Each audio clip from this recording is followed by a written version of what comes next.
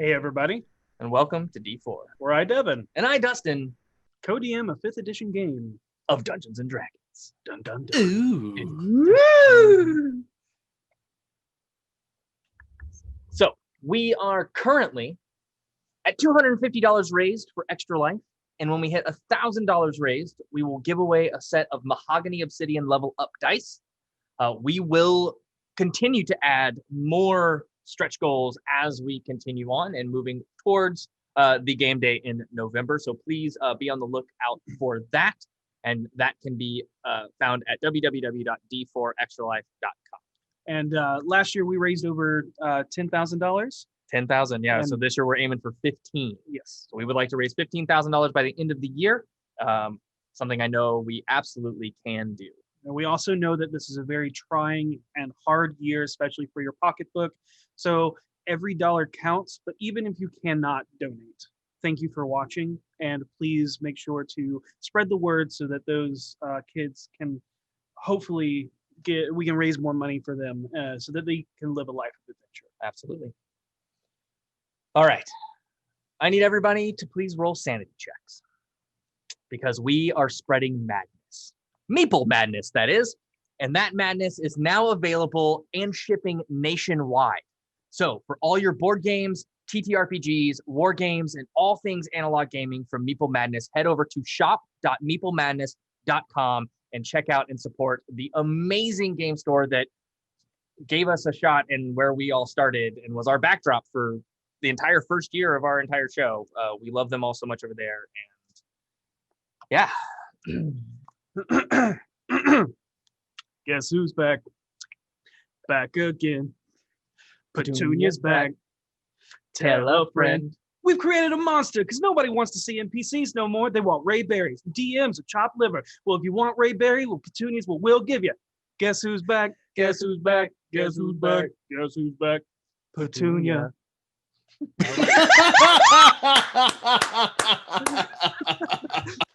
Let's listen to some of our sponsors. Ray, your face is amazing right now. Ray is still fathoming. What?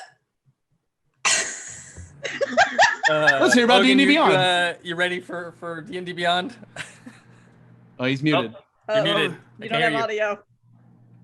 Hold on. I have an audio issues.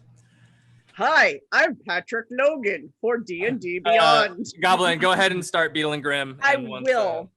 So, before we got started today, I was like, oh no! I forgot to check in with Beetle and Grimm to see if there's something new this week. And then I realized I can just use my phone and go to their Twitter and find out all of the fascinating news that's going on with Beetle and Grimm and a whole bunch of other stuff.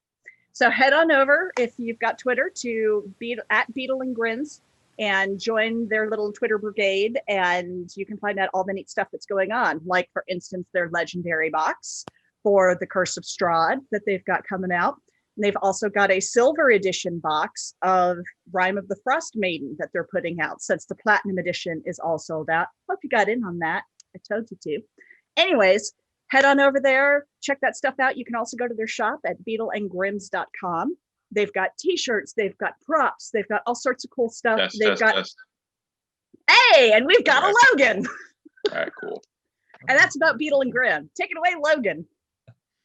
Oh, as I fade in and out of existence, you know what isn't fading out in and out of existence? It's D&D Beyond. #Beyond. Put it in your chat. You win a massive bundle with essentially all of the trimmings on it. Damn it, I just got in. Give me 1 second.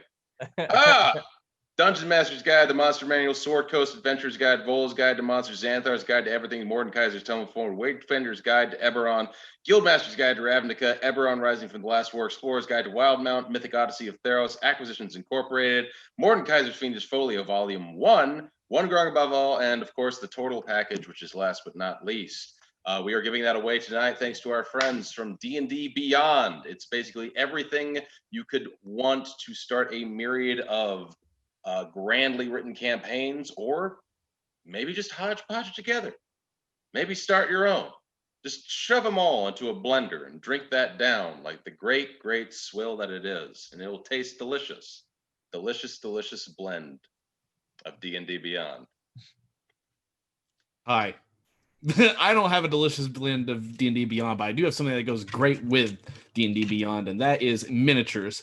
Because if you're playing at your table, you probably want something really, really cool to represent you, and the best place to go to get that is Eldritch Foundry. And they have something really, really awesome they just introduced, which is the Aviator set.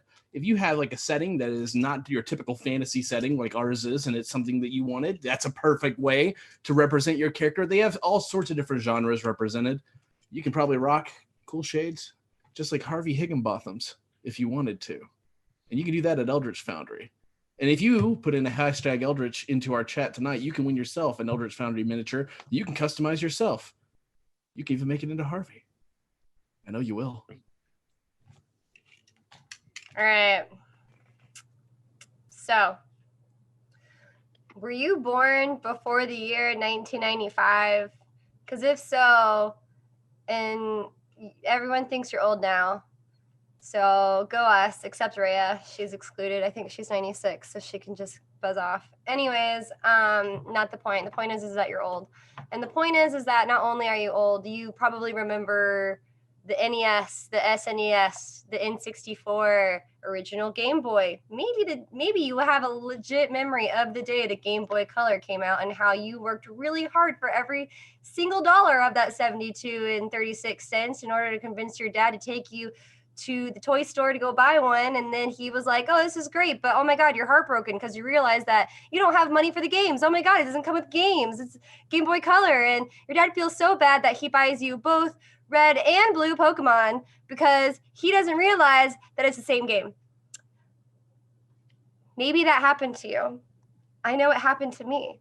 So if you would like to relive all of those classic moments, you can absolutely check out some of RockPunch's streams where they play NES classic games. And I'm talking like classics. Like you wouldn't know what these games were unless you were there and you have the memories. Okay, like when I say classics, I mean obviously like Chrysalis, Punch-Out, Journey to Silas, Dr. Mario, who you probably thought was a skin if you were born past 1995. No, it is a game, not to be fooled with Tetris, and The Immortal. So those are all games that you can enjoy if you if you like retro gaming. Also, of course, you can check out the previous first episodes of Dead Air with Molly and Torin, where they discuss and rate movie deaths. Again, that's going to be on Twister and the Patriot. Really excited to see what they have next for their next one because no one loves death more than me. And then also you can check out Babs Fails at Video Games on the Twitch stream, where right now she's playing through one of my personal favorite games because I love death, called Until Dawn. And if you just want to watch her probably murder everybody, it's going to be a good ass time. So you need to check that out. And that's what I got, you old geezers. Hello, everyone. Resident Babyface here, who was born in 1996. I'm here to use my baby charms to tell you about our lovely merchandising at d4dnd.com. We have lovely shirts. We have lovely baby wine glasses, baby pint glasses, baby everything. So if you're part of my generation or the ones before us or the ones after us, I don't know, maybe you have a credit card already, feel free to stop by d4dnd.com. And now that we all feel old and have learned that a Pokemon game snafu is the true reason why V has issues with her father, let us immerse ourselves into the chronicles of D4.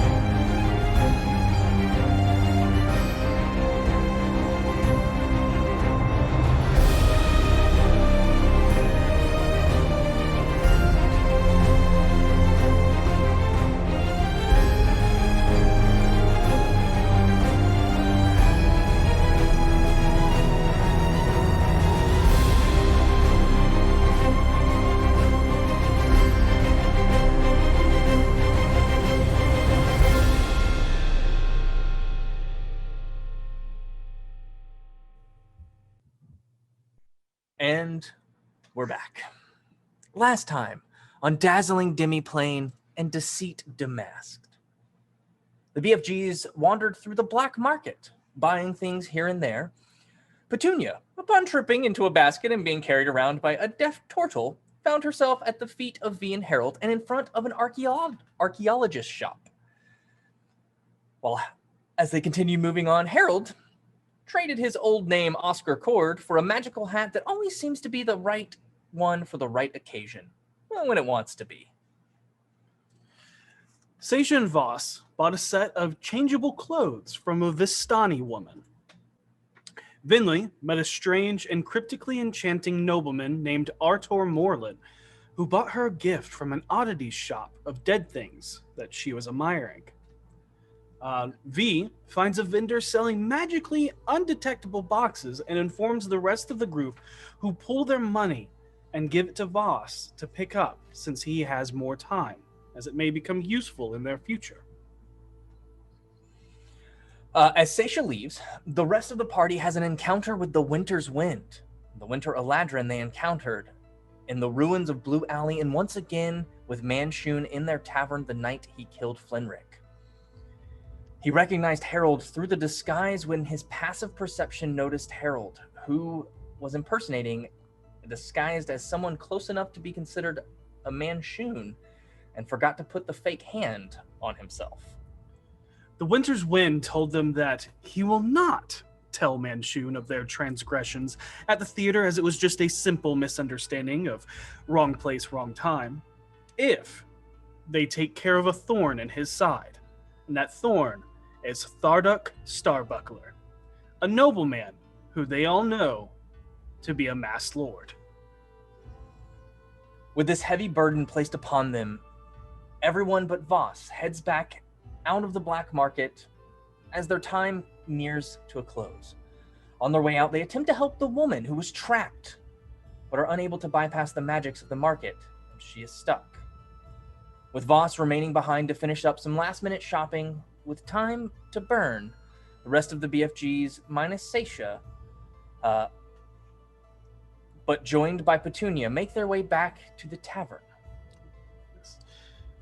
As you pulled up to the entrance of the tavern, you found a solemn and panicked Renair waiting on the street, shrouded in darkness.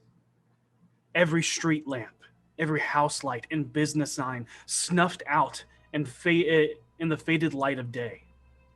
Not a single sound or movement travels through the alley beyond your footsteps. The noble adventurer looks to you all and tells you, "The whole alley is missing, swallowed by darkness. The only light that seems to work is the hearth. It is snuffed out now because I was unsure of your return, but please, come inside, quickly. We can talk there. Oh, and Vinley, if you don't mind cleaning everyone up real quick, it is extremely well done. Harold could use a little work, but it's weird talking to you all like this." That's very fair. And she will turn and wave her hands up and wave her hands down a couple times and clean every one of their disguises. You. And as you do, the magic washes over as you press to digitate everybody and clean up the makeup, and the prosthetics come off and everything. And Harold, you're able to gather them quickly and put them as you quickly make your way Right towards the tavern. what are you all doing? I'm gonna fall on air. Yeah, V runs to Renair and goes, are you okay? Do you have any idea why there's no light anywhere? No, there's not. Like I said, the only thing that was working is the hearth, but I snuffed that out because I wasn't sure when you were going to return, but I don't know what's going on. I'm very worried. Well, don't worry, we can figure it out. And she'll walk to the back of the group and stay in the back just in case anything pops out at them. Okay. As you all enter into an empty darkness, the entirety of the tavern engulfed in shadows. The shutters are closed, so not even the dying light of the sunset is pouring in. Suddenly, you are blinded by a flash of light that fills the room as if the dawn of the sun itself has poured into it. Jumping out from every crevice behind the bar and from under tables is the entirety of Troll Skull Alley. All jumped out to yell, "Surprise!" Already my sword. And as you ready your Bahir blade, the bright light dims away on the hearth, and lanterns of the tavern are relit to its natural setting. Streamers burst alive and fall from the ceiling. The blackboard is covered in chalk drawings and scribblings of everyone's signature encircling the words, "Happy Birthday, V." Pixel, Declan, and Yosef pour out of the kitchen with Javier and Aura, carrying a large two-tiered saffron cake with lavender buttercream frosting.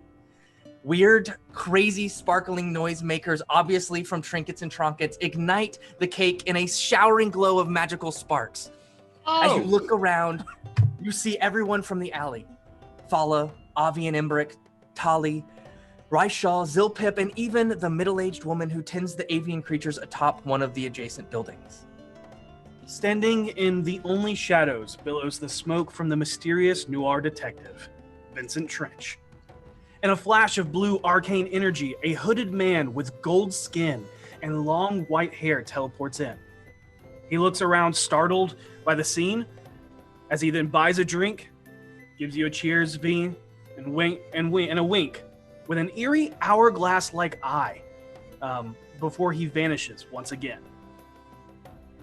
And over the next hour, you are greeted and gifted small congratulatory trinkets and tokens of appreciation from each alleyway merchant resident one by one.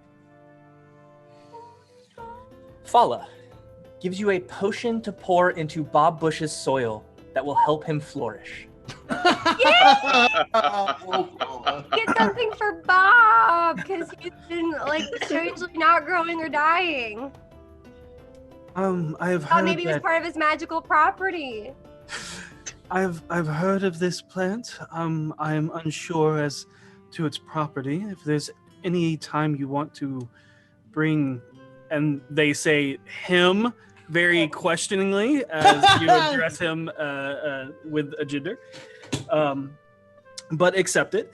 And if you would like to bring him over to my garden, I am curious as to how it is still alive if it is truly painted in purple. But either way, happy birthday. Thank you. Oh my I'll- god. Avi and Imbric come up and present you with a silver and brass diadem circlet with a red garnet center stone. It looks very ornately done, and it wraps around the crown of your head with a slight point in the center.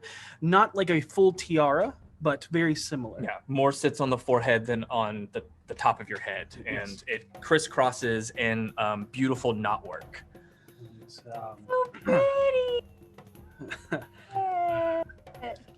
I hope you like it. I do. I love it. Thank you. I told can't you. believe you're out here. Brings out her eyes. It does. Although, doesn't she usually wear red? She does. But It looks good. red is your color. I've started to experiment with more greens and blues now. And they nod their head and go, okay. Like something to think of in the future. Mm-hmm. Happy birthday, Cat. As Vincent Trench hands you a bottle of scotch. Yeah, thanks, cat. Cat. And then she winks. Like, your secret's safe with me. he just looks and nods. Have a good one. Yep. And watch as he fades back into the shadows with a poof of smoke. Oh, he's so So cool. many mysterious new friends. As he takes a drag from his pipe. I got you this. And Raishal pulls out from a bag very similar to Petunia's. And it is a book that looks, the leather that is around it looks as if it is dyed and textured like stone. And it across the top in giant, it says the culture of Goliaths. Oh my god, this is amazing. Thank you. I don't know what to say. You said enough. Happy birthday. And like As he says this, the old wrinkled golden draconic snout kind of billows smoke a bit as he says this. His long whiskers kind of hang down, kind of wrinkle a bit. And as he slowly moves off Petunia, kind of running up to help him maneuver around, and you kind of hear a purring coming behind you. And as you look behind you, you see the gnomeling, Zilpip. Oh my god, I've got you the greatest thing ever. I think you're going to absolutely love this. This is the best thing ever. And throws a scarf around you that is furred. And as it lands, you actually hear it purring. Oh, God. Does it look? My own cat is terrorizing me. Right Perfect timing, though. Perfect timing for that. Wait, Yeah. why is the scarf purring? Oh, that's great. Just pet it. And it purrs louder. To pet it. Oh, is it alive? No. I don't think so. It might be. Is it? I don't think so. It wasn't the last time I checked. He slowly takes it off to inspect it to see if it isn't in fact a cat. Okay, as you, it's literally just a furred scarf. Yeah. Though I will be, I will warn you, late at night it does get the zoomies, so just be wary. It's the zoomies at night. The scarf gets. And she just smiles. Enjoy! Happy birthday! Thank you.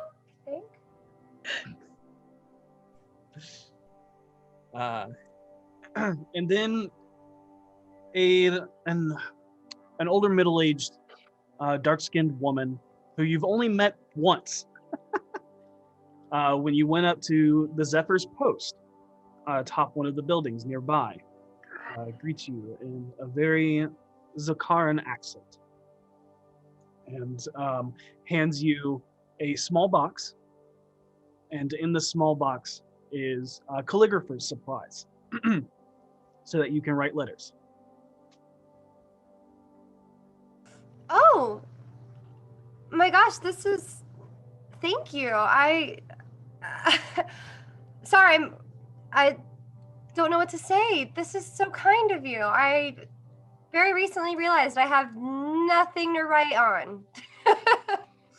So this is actually kind of perfect. And it has a couple of sheets of parchment, a couple of sheets of vellum. It has a quill, it has ink, it has all of the things that you could ever want to write letters, including, no, it doesn't have, it has wax. It just doesn't have a signet stamp. You have to get that Okay, sent. that makes Yep. sense.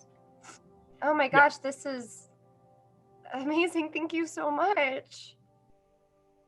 And Renair comes up next, and I got something for you that I think, and he hands you what looks to be a leather tube. Leather what? A leather Tube. tube, like a leather Okay. case. Yep, like a cylinder case. And as you open it and pull it out, there's a rolled up parchment. And as you open it up, it appears to be a map. And there is an obvious outline that leads from Waterdeep, goes south to Daggerford, hits a river known as the Unicorn Run, and heads north up to the Star Mountains. For when we all go on that trip to see the home of your ancestors, I got a cartographer to find the best way there, the quickest and safest route. Thank you. And she hugs him very tightly. and says, "Did you plan all of this? Like, I just thought we were going to the market today."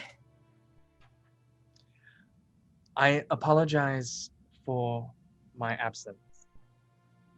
I mean, I guess I get it now. Have a slice of cake. Renair will continue. I misled you earlier on the being on a harbor mission, although technically it was not a bold lie. I did have help planning this ordeal, thanks to a fellow harper friend of ours. And you see him smile as he shoots a passing glance across the room towards Harold. Oh my goodness. It's okay. You're forgiven now. I was only like kind of mad, but it's okay because I understood because you have your job and stuff, but it's fine. It's fine. Thank you so much. This is amazing. And this is not anything I ever expected, like at all. Thank you. And she kisses him. He will return the kiss and give you a hug. And then, now go. Your other friends, I think, have other things for you. Okay. More stuff.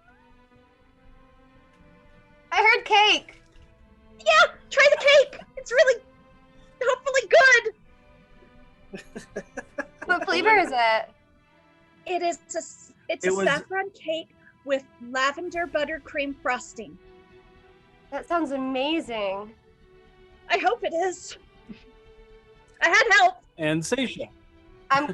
Seisha. So you didn't make it, Seisha. You said you wanted to spend your knowledge of the ages to be proficient. So you will have your proficiency with this. And if you did ask Javier and Aura for help, 100% they would have helped you, and you can roll with advantage. This is the most important cake roll of your life. What is this roll? What am I rolling? Just a straight D20? So it's gonna be intelligence. Intelligence, yeah. It's like alchemy. Mm-hmm. Yeah, I was about to say, since it's baking, it's So probably... I have advantage, right? Yes, you have advantage. Thank God. That bodes well. Okay. That's gonna be an 18. That's a good cake. Okay. Would have been a 7 otherwise. You can add your proficiency bonus as well, because that's what That was with the just making proficiency. sure. Roll for cake. Roll but, for cake. After you blow out the weird trinkets that seem to like fight you on being ignited or not, and their weird like little bobbleheads and like as sparks fly out of it, and you see that all of the little the characters are all of the BFGs, and in the center is V. But you blow that out, you pass out the cake, and it is actually surprisingly very good. This is really good, Seisha. You said you made it? I had help, but yeah.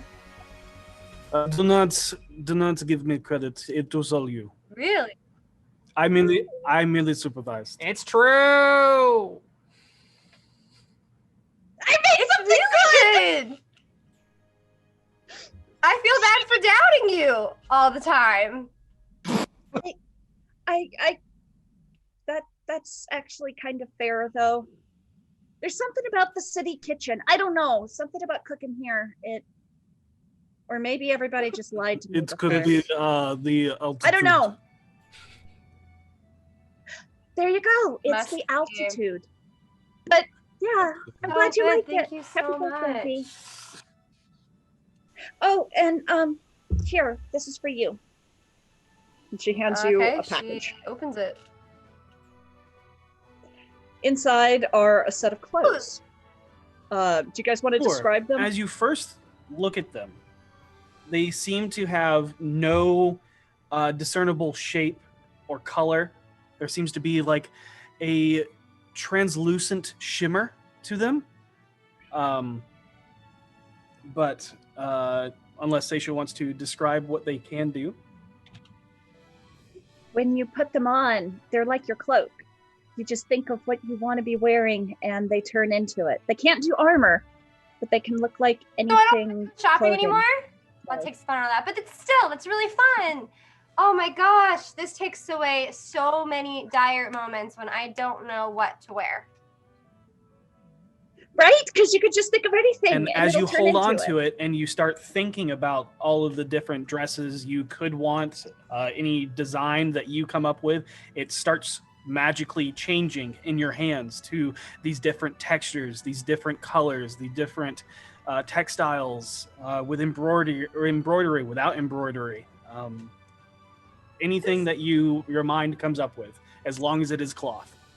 This is amazing. There's no way this could have been cheap. It wasn't bad. It was for you. It was well worth every copper. So much. You're welcome. I bet I can come up with something that goes along with my scarf I bet you can. before it gets the zoomies. Probably a good call. I guess Wait, would it get the zoomies around your neck? Because that would be kind of interesting. like it runs around. Like runs around a circle around your neck. Would that be classified as a weapon? I don't think so. I think only if it goes across your face. I don't want to think about it. Fair. Well, V, I actually have something for you as well. And she offers you like butcher paper wrapped with twine, very simply wrapped, and not very well wrapped, but she just kind of holds a box about that big up, about the size of like a football. Okay. Uh, Opens it. I had this commissioned a while ago because you seem to get hurt a lot, and I figured if I got you something for your birthday, it should be somewhat useful and also very beautiful. And as you pull it out, it's a amulet that has a tree of life design on it. Oh. And the pendant itself is about an inch thick and sealed with red wax. And then it's wooden beads as the chain, essentially, the necklace part. Once you get familiar with that, it should protect you against almost anything. Just keep it on your person. Okay. Thank you. This means a lot to me. Thank you so much. No problem. It's my pleasure. I don't know what to say, you guys. I told you. Edge. Harold checks to see if Petunia has anything before he goes to reach for his, because his is way off in the back and he's gonna have to go fetch it. I didn't know if you need more time. That's totally fine. All right, I will go ahead and let's see here. Harold, what's that? Gift card. Gift card, solid. Got money lying around. I this place that has awesome treasure chests called Chest Buy. Here you go. There's a gift card to Chest Buy.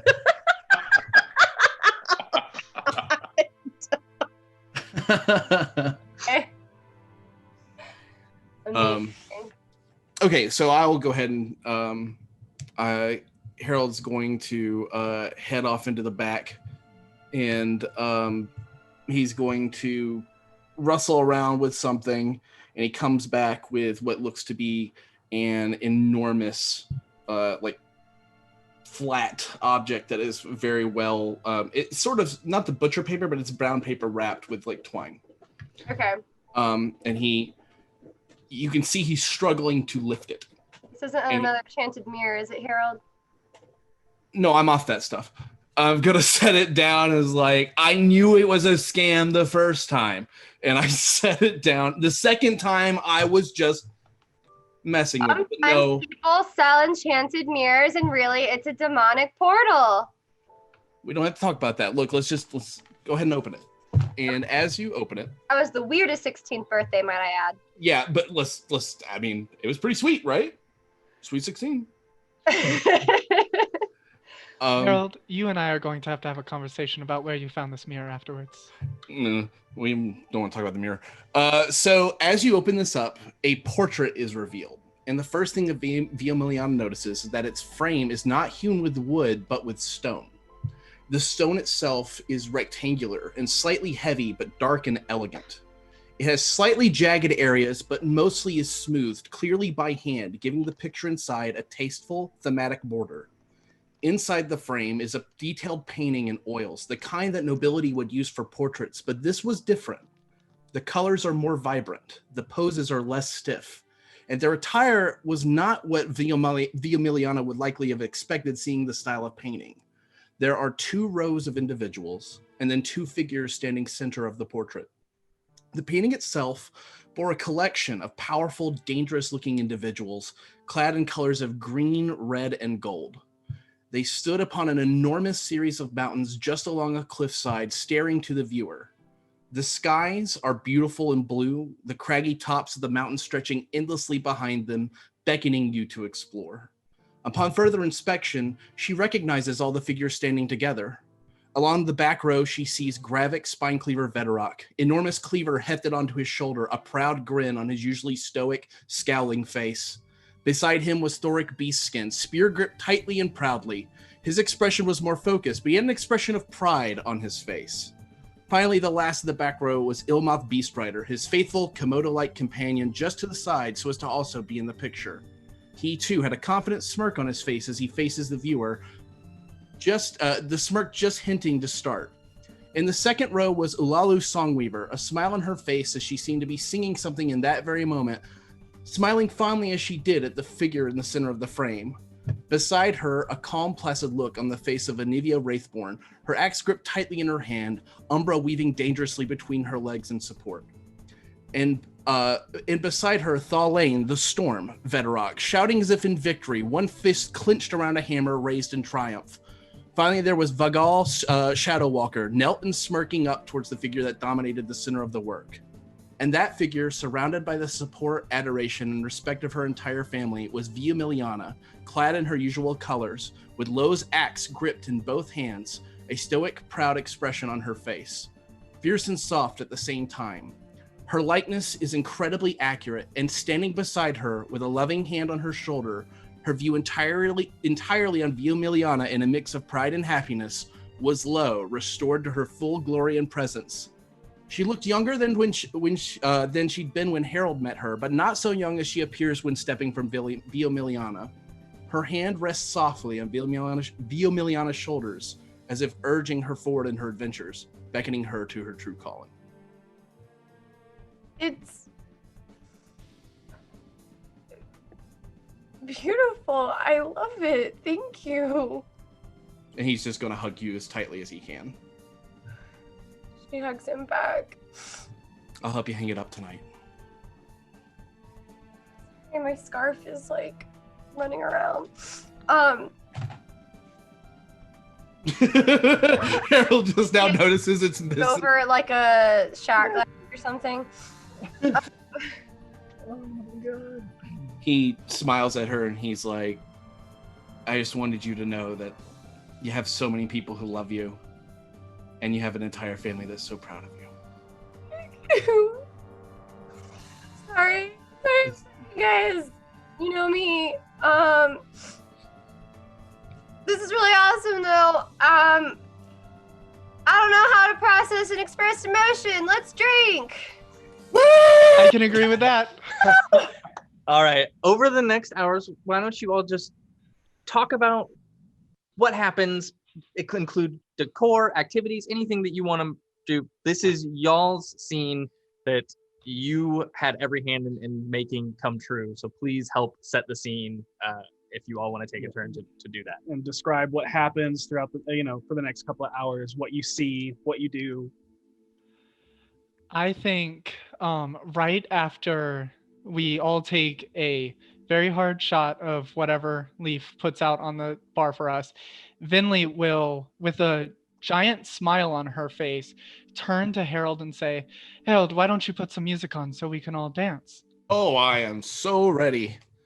And she will grab V's hand and move towards the part of the bar where the tables have been slightly cleared out to promote dancing. 22 is my performance check. Absolutely. And as you start dancing with V and you start playing Harold, Sky starts performing silks as he moves and dances up above the entire center of the tavern. I just rolled a performance check for my dancing, and I got a total of a 17. Nice. Wow. I Wow. want to Wow. do my performance Do it. check dancing. Also, V's gonna be drinking a lot, so I might need to do a Constitution. We'll let you know. Okay, If we okay, get okay. Yeah, we'll do it. What is V's Oh, it's not good. Oh fuck, I don't have it pulled up.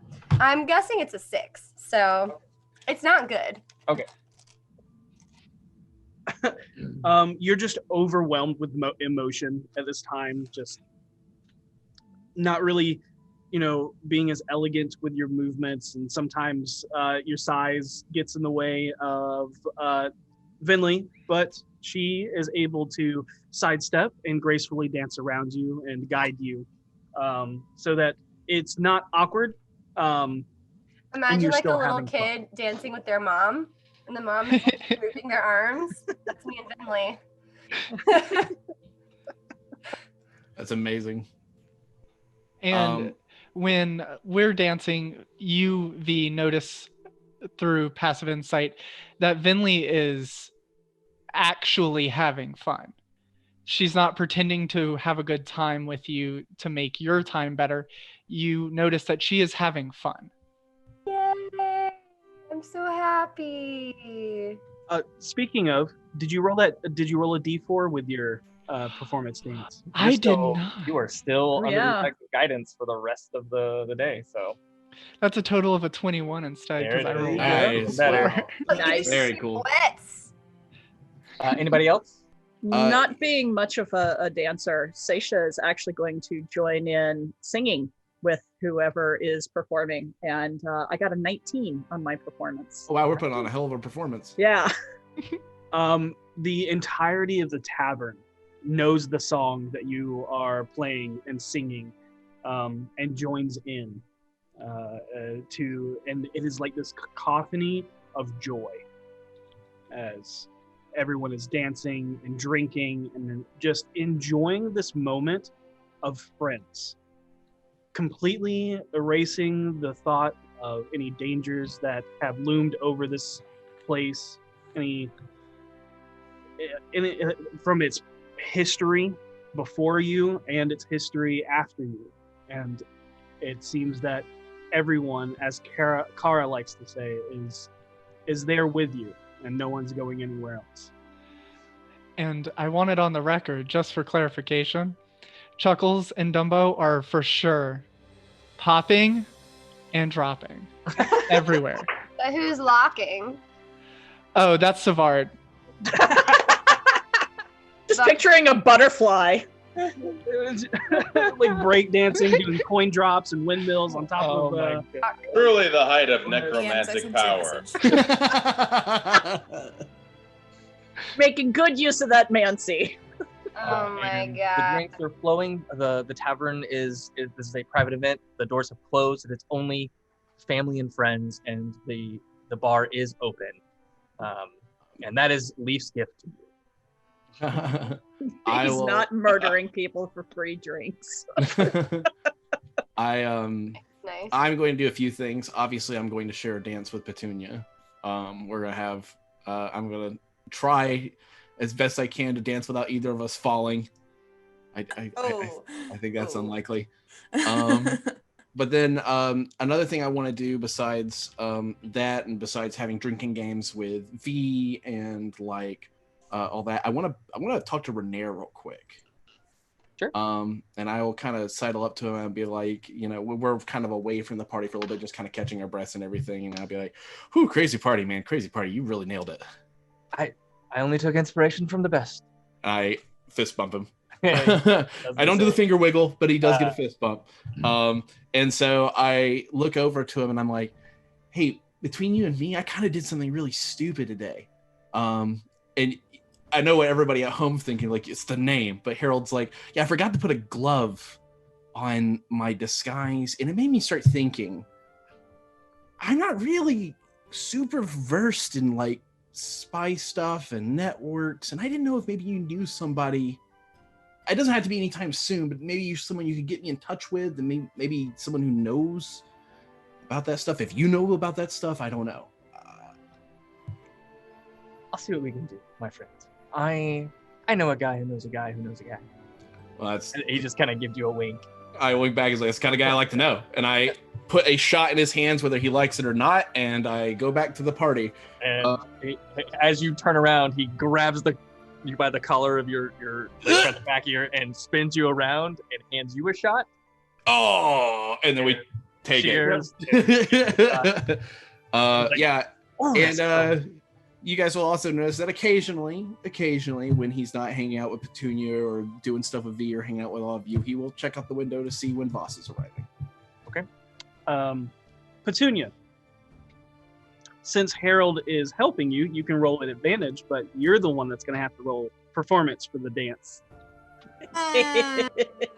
I believe in you, Petunia. You can do it! Hey, a natural 20 on our first date. It was meant to be. Let's try. Let's see. No, what is it? Ooh, really? Oh, are we on What? brand? Are we Are on we Is this with advantage? That's a good point. Okay. Oh, okay, we might be safe. Oh, it was a 1, but now it's a 12. Well, you are a halfling, so you can re-roll one. You can Oh re-roll yeah, that one. it's true, but I did get an advantage, so.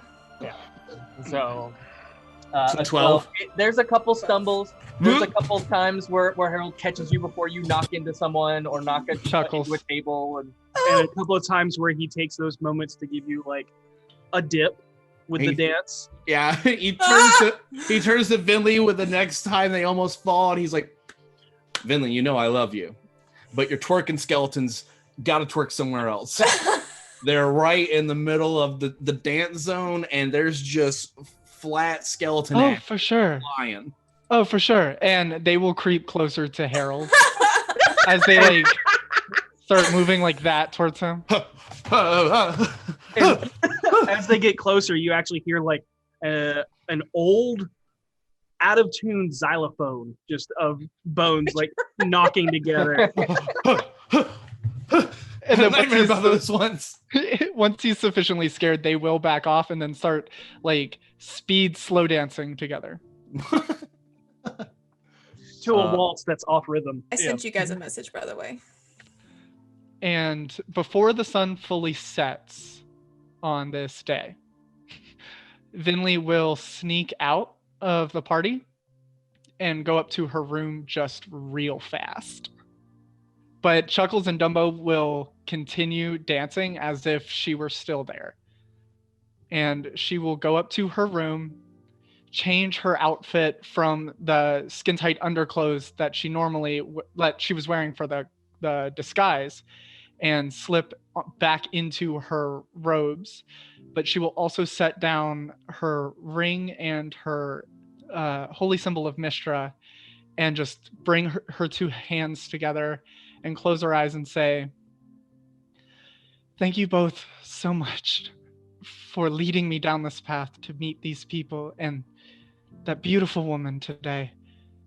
I truly feel happy for once. And I think that's why I came back. So, thank you. I have to go now." And she will pick up her amulet, put it back on, put the ring back on, and then rush back downstairs and fall right back into the dancing line. At some point when V is taking a breath from the dancing, Seisha's gonna go over to her. How you feeling? I feel great. This is amazing. This is like one of the best birthdays ever. You're really loved by so many people. And we're so glad you're here, V. Thank you. This means so much to me. I really didn't expect any of this at all. It was so hard not to give it away last night. I can't believe that you managed to not tell me. Like, honestly, you keeping a secret is insane to me. I was skullduggerous. I can't believe you actually managed to keep a secret. That's nuts. Some information is only meant to be shared at the right time. Thank you. This is all so much. Love you, V. I don't have words. Say she's just gonna give her a big hug. Shags her back. Harold will hand them both shots as he goes by. Shot! Link. Okay. All of a sudden, a thick fog begins to seep into the tavern, like smoke pouring up from the cellar below. Yet it seems to have no heat or scent of burning wood. Oh no. I'll go check downstairs. Is there a fog machine? And pay Not for that one. I know of. I'm gonna go to the basement door. And as you open the floor hatch with a loud of the hinge, followed by the ominous creaking sounds of wood, as if something or someone begins to ascend the stairs from below. Can I see anything? The fog is like, it's hard to see a foot in front of you. And as you wait with trepidation, just hoping to have a quiet, peaceful night with your friends in celebration with V, you see a shadowy figure begin to emerge from the haunted mists. Does it look at all familiar? It is short, but that is all you can see. Hi, we're having a really nice time. I don't know who you are, but if you're here to party, you're welcome. If you're here to hurt us, you need to come back tomorrow. How did I get back here? And standing before you is a scared and confused 3.5-foot halfling man with dirty blonde, neatly groomed hair, and mutton chops, as you see Flinrick Leafhollow. Oh my god, are you serious? What? Frederick? Harold's Yeah. gonna run over. Frederick? Vinley runs over. Are you really here? I mean, She's just gonna reach out and just touch him. And he is solid. Oh my Vinley, gosh! She's gonna scoop him up in a hug and turn around and run up the stairs with him. and he's like, oh, all right. Guys, look who it is! Harold looks distrusting. And the mists that were filling the room, like, violently suck back from whence they came Can and disperse as if it was I never make an there. Arcana check or a religion check or a something check? Oh my god, I can't Yes, you believe can make an Arcana Why- check. Or History check. Does it I look would also like to make a Averny? check. Averny. Oh wait, that's a D. But I don't think I know anything about the situation. It's hard to see visually. You can ask. 18 for history. Okay, hold on. That was an 18 for History, and Vinley. I got a 24 for Arcana. Okay. Seisha, you've heard tales of a creeping mist where people can emerge from and disappear from tales that you've read. But you're not quite sure where they lead, why they appear, or what they're tied to. Vinley, you know that these are the mists That's of gonna be my next Barovia. question.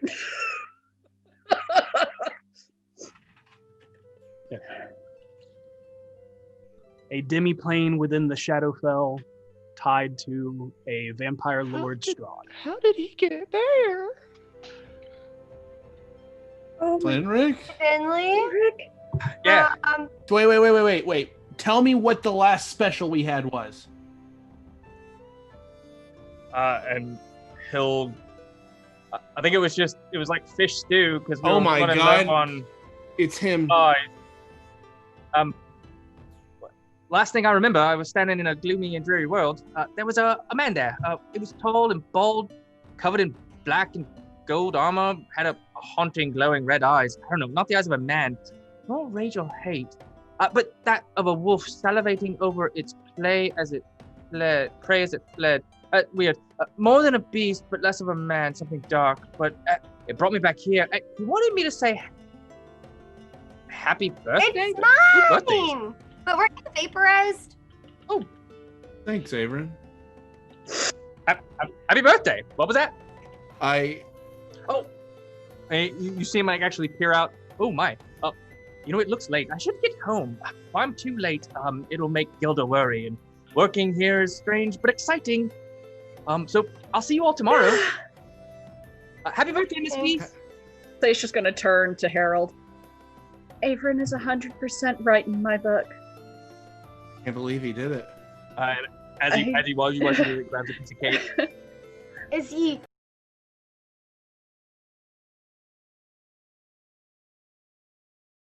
Holding him. I'm gonna lean down to Petunia and just quietly say, Manshun killed that man in our tavern I guess a few days ago now. Right? A little over a 10-day, close to that. Yeah, I'll say whatever time it is. Yeah. Time's be weird in like, this show. Oh. Yeah, it is. And I'll be like, and it's, wow. We asked Averin to help if he could, and I guess he could. That's wonderful. Harold, I can't believe he did it. you see Harold has this sort of like this sort of realization, like, wow, Averin really is turning around. Like he's almost got this kind of prideful smirk, like, all right, like I'm on the right side sort of thing. And he's gonna look over to V and be like, well, this is one hell of a birthday. And by the way, Harold's probably hammered at this point. Should I make a con check? I think we're all hammered at this point. Yeah, I would say we're probably hammered. Go ahead, everybody. Make a con save. You I don't know. I've got an advantage against being poisoned. Well, you have advantage. Everybody has the +3 from Seisha. Oh, thank good. It's a 7 now. Constitution save? Okay. It's a 13 Oh my now. God. I need it. Damn. It's episode 1 level drunk time. Oh my God. I got a 9. Oh my God. So, Nice. Mine's a dirty 20. okay, yeah, you're fine. Petunia. V's the only one who can handle her Yeah, booze Petunia, tonight. how drunk are you? I got at first I got another natural 1, but then I re-rolled it and I got a 10, which would give me a 12. Okay. Here we go. So your so everybody but Harold and Seisha, you're feeling pretty buzzed, pretty happy. Harold and Seisha, you're definitely feeling like that happy drunk. Like you're not hammered Not and yeah. slurring Yeah. and blacking Yeah. out. Yeah. But you're definitely in your Drunk. cups. Yes. If someone were to suggest something to you, it'd probably be a little bit more. Yeah, Will- I'll give it a shot. Why not? You should yeah. totally do that. Oh, Yeah. that would be amazing. But you're definitely, it's more so the happy medium of Right, being- exactly. Yeah. A fun drunk. Yes. Yeah. But as you're all enjoying this time together, There is an ominous caw of a raven that echoes from outside. Fatima, the bird keeper, has a confused look on her face as if not to recognize the strange dark bird that watches from the windowsill. Its beady red eyes lock into each of you as its head twitches around, looking throughout the room. And wandering in through the door is an old tiefling woman with wrinkled purple skin, long white snake-like dreads that run down her back. She walks over to you, V, takes your hand and looks up, staring past you with a warm smile. I was told someone is missing from celebrating this day with you. So, let us not keep them waiting to spend what time they can with you. Really? And she nods, and then she looks over to Seisha and nods as the crow flies in and lands on her shoulder. And over the next half hour, you prep the area by sectioning off an area near the hearth. You see her bring out a bundle of dried herbs stained in a crimson ink and place it into an ivory bowl after lighting it as the small trail of smoke fills the room. The scent is pungent and stings the nostrils, but not in an unpleasant way.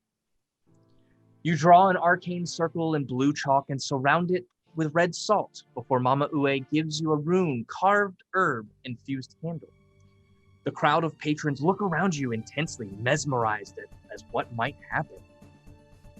And she holds your hands around this candle. When you are ready, child, speak the name of who you want to see and light the candle. Remember, memories feed on emotion. Feed it whatever you be feeling, and the Raven Queen will hear you. Low Bedrock. Sorry, I forgot her full name. It's all good. And you light the candle? Yeah. Okay. As you light the candle, a black flame emerges that causes the hanging sconce lanterns and those swinging from the ceiling both begin to dim, nearly casting the entire room in shadow. The only major light illuminating the room is the warm, healing glow of the hearth in front of you. You hear a resounding gasp from the room as you feel the soothing touch of a familiar hand on your shoulder. And as you look up, you see the red, ethereal visage of the young Lokagi Axeslayer veteran. You didn't think I would miss my Millie Lily's naming day, did you? And she just hugs her. I miss you so much. I would not miss this for anything in the world or the next. Shall we continue our tradition by the fire? Yes.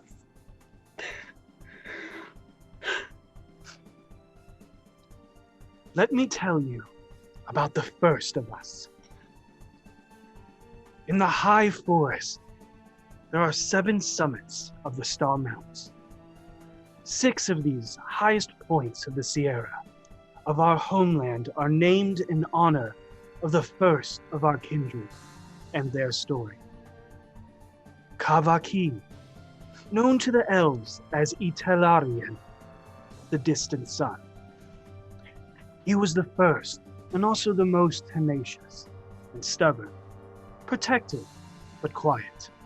And she looks down and you see a solemn smile creep across her face. Like your grandfather, Tamak Stone-Guided Bedrock.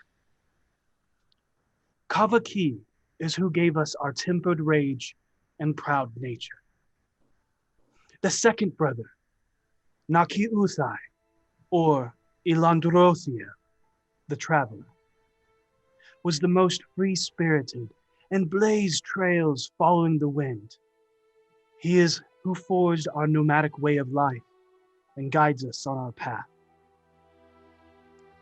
Kuliak, who the elves called Inladrothshir, the Shadow, was the third and most devoted to destiny.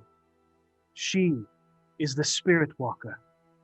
She binds our spirits together and taught us to banish the weak with the strength of the tribe.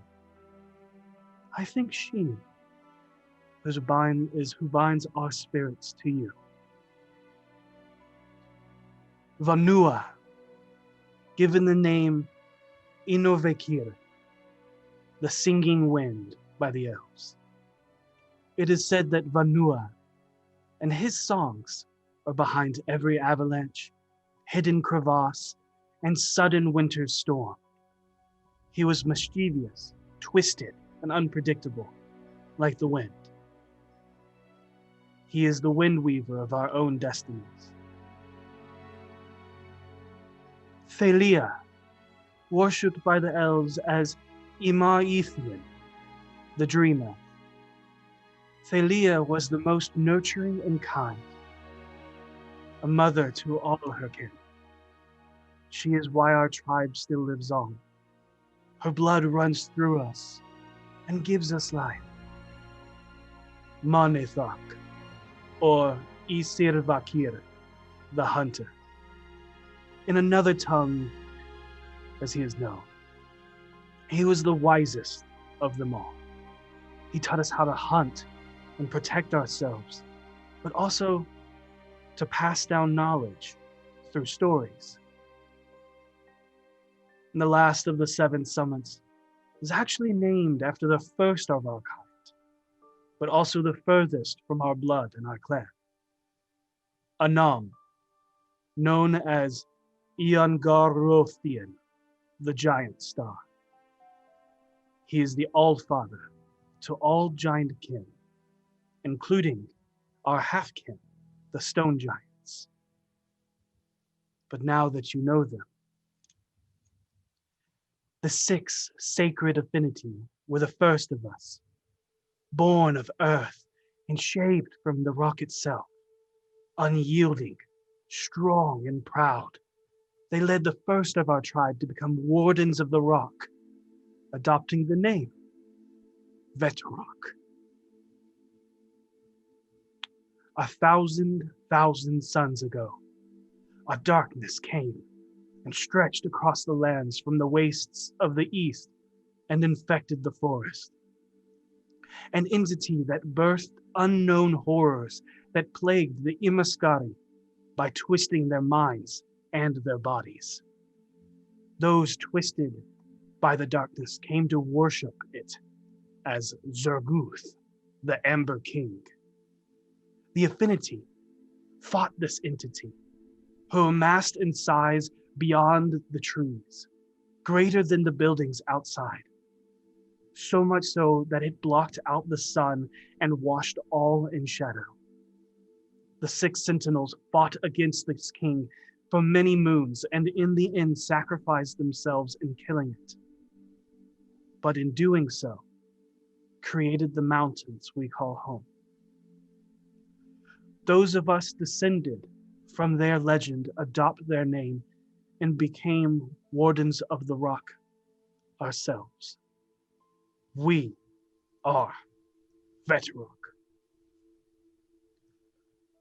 The elves of the forest in the coming years came to name the stars that watched directly over the mountains after the 6 of the sentinels, and 1 to honor the All-Father. But their legends still live within us, and we know that those stars are their souls, looking down on us from the heavens, watching over us, just as we watch over you. Listen and follow the winds of your destiny. And remember, although I am no longer here, I will always be with you. I love you, my Millie Lily. Happy name day. Thank you so much. I love you too. And she hugs her again. And as you hug her, you feel her form slowly fade back into you, but it is filled with a warmth as if she is there with you. Thank you. V turns to Seisha. And Mama Ue, thank you so much. You have no idea how much this means to me. It was the only thing missing, honestly. I told you, she would be here. Mama Ue made it possible. Thank you all so much. This has been the most amazing birthday ever. I know I'm crying, but I promise I'm really happy. Vinley walks up and offers a shot out to V. Renair, you'll actually feel a hand in yours as you look over and see Renair standing next to you. Harold will lift a glass and say, to Via Miliana Veterock, hero to Waterdeep and my best friend. You're here. And Mama Ue says, and apparently a warden of the rock. Apparently. So we have a trip ahead of us at some point, huh? Yeah. We even found the safest path to get there. Yeah. Oh, that was good, Rainier. That was really good. And you watch as he kind of looks over. Your new dress is splendid, by the way. Thank you. It has pockets. Fascinating. It complements you very well, especially with your new boots. Very handy. Or if you're Yes. being tracked or want to leave a misleading trail. Honestly, the design of the boots is really what drew me in, but the effect is just a perk. I hope you all had a non-threatening, eventful time at the black market. It was both fun and traumatizing. I didn't see anything. Are there like people around? Yeah, you actually see him hold his hands up. He says, "We can talk about it later in private." I had a great time. I did too.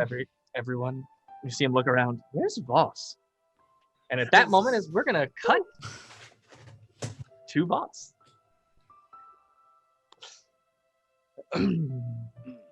Boss, everyone has gone. You still have a few hours to kill within the black market. 5 hours, I think, actually. I think you got down to 3. I think you spent 5. I paid for 8. They had. Yeah. If we're They going have Okay, four. they have 4. So you have 4 left. 4. All right, 4.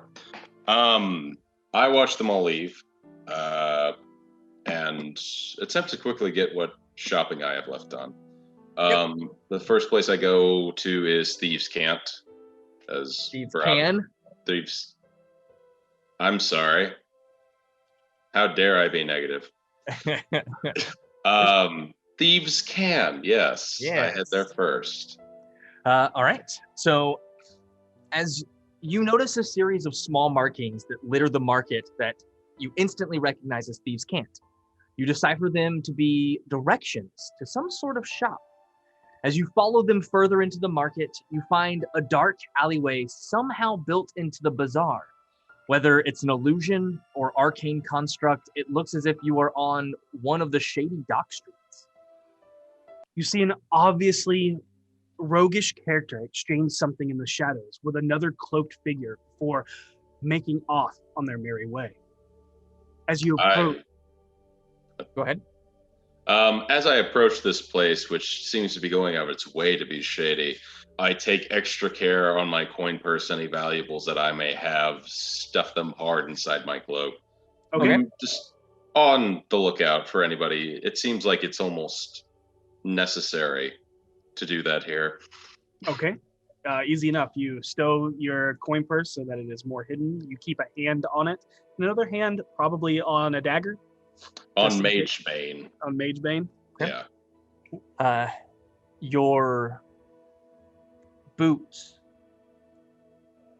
slop and suction to the street due to some mildly black sticky substance similar to molasses. The hooded figure turns towards you with a strange waver of their step, as if the body is segmented into 3 parts. The tall, dark-skinned, goblin-looking creature with a heavy underbite looks towards you with beady, sickly yellow eyes that penetrate through the shadows of the hood. What are you buying? Do I recognize this creature at all? You can make a nature check. Perception. Make a perception check. Actually, Yeah. do perception. 19. All right. So as you're looking the thing, you don't. It looks goblinoid in nature, but unique. And as you look and kind of look more, go ahead and make me an Arcana check. Yeah. It seems to have a large underbite that curls up like an old man's lip that doesn't have any teeth on the top row. Small, sharp, like fangle tooth, snaggle tooth. Yeah, spikes. Fang. Yeah, stick out from this lower jaw. Has a long, pointed nose. These large, beady eyes. This bulbous head with pointy ears, but he looks to be like covered in some black tar-like substance. 16. 16. That You help? know that this is a fey creature. You also know that you can't quite remember the name of it, but you know that they're actually usually only about 2 feet tall, 3 feet at the most. And this one is standing a good 6 feet, if not taller. So, Vaas, hiding the fact that can't help but takes a half step back as this creature approaches and just says, "What are you selling?" I have many wares. I'm looking for something to perhaps assist with a quiet step, something to hide a hidden blade, or something perhaps to quickly. And I remember the Black Viper smoke bombs that she uses constantly during every encounter. And I say, something to assist with a quick escape, perhaps.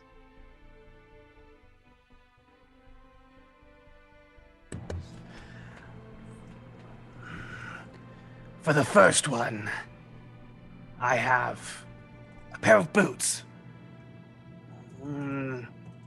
Elven in nature. Could make you a little bit more nimble. How much? 350 gold. I say, the streets are dangerous these days, and I have seen something like this made from the little feet of elves. Am I to assume that these are not made of the same murderous intent?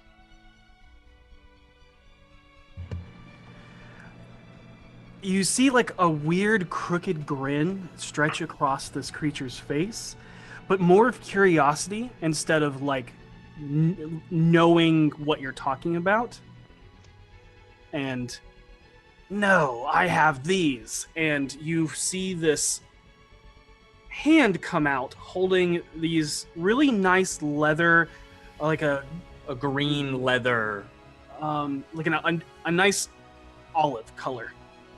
That seem to have more elven embroidery and look to them.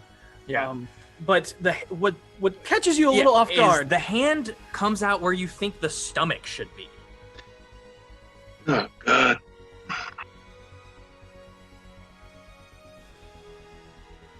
Vaas, thankfully, is wearing a mask, so is able to hide his revulsion, and his just distaste with being near fey creatures in general. But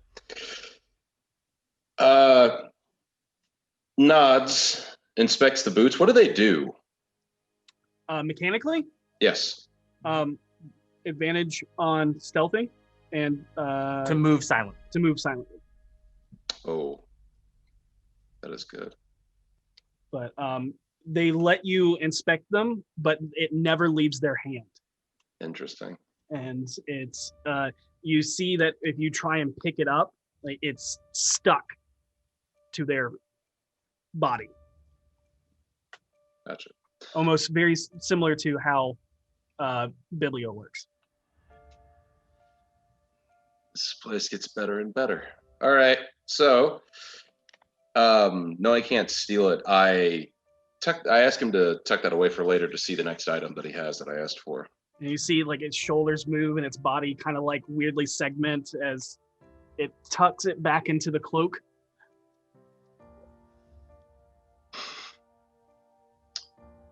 The second thing I asked for What was the next thing you asked?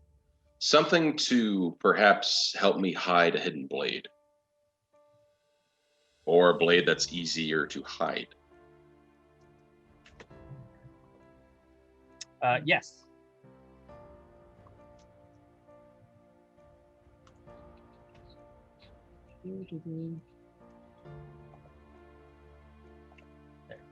Yeah. Sorry. Oh, yeah. Okay. And he pulls out, kind of reaches in. You see this one as another hand comes out lower this time. Probably around where a knee should be. You see and it passes it up as it goes up to your height, and you see what appears to be a dagger on a bracer, and it looks like it straps to the wrist, and with a certain motion, it would reveal a hidden blade. Yep. And you can see that it spins on a little dais instead of just being a singular straight blade. It comes out and either goes down or up. How much? 38 gold. I don't even haggle. I take it. Okay. It is a simple dagger, but it does have the ability to be hidden in a bracer. Awesome. And then thinking back to that, say something to help me with a quick escape.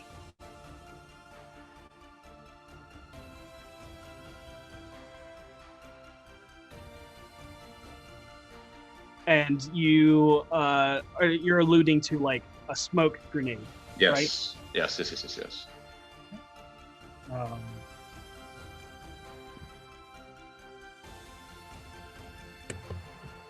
And it procures a couple of vials that it holds in three hang from the segments of its fingers as a hand comes out near the shoulder, and holds it upside down and around, and you see smoke swirl around in that. I have this one, and I have this one, and another one comes out from about the stomach again, and it looks a little bigger, kind of in the same vein.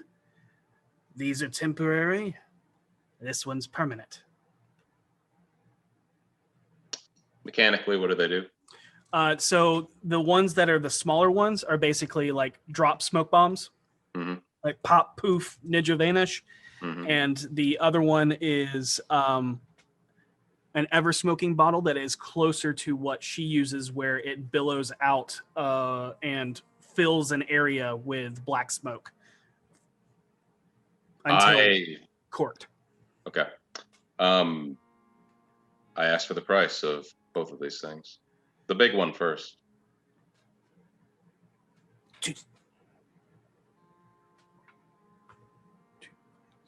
Okay. Yeah.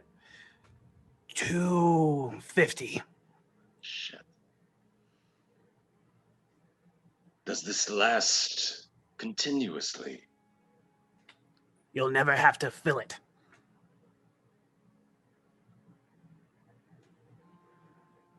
Well, I did take all of Mert's money. So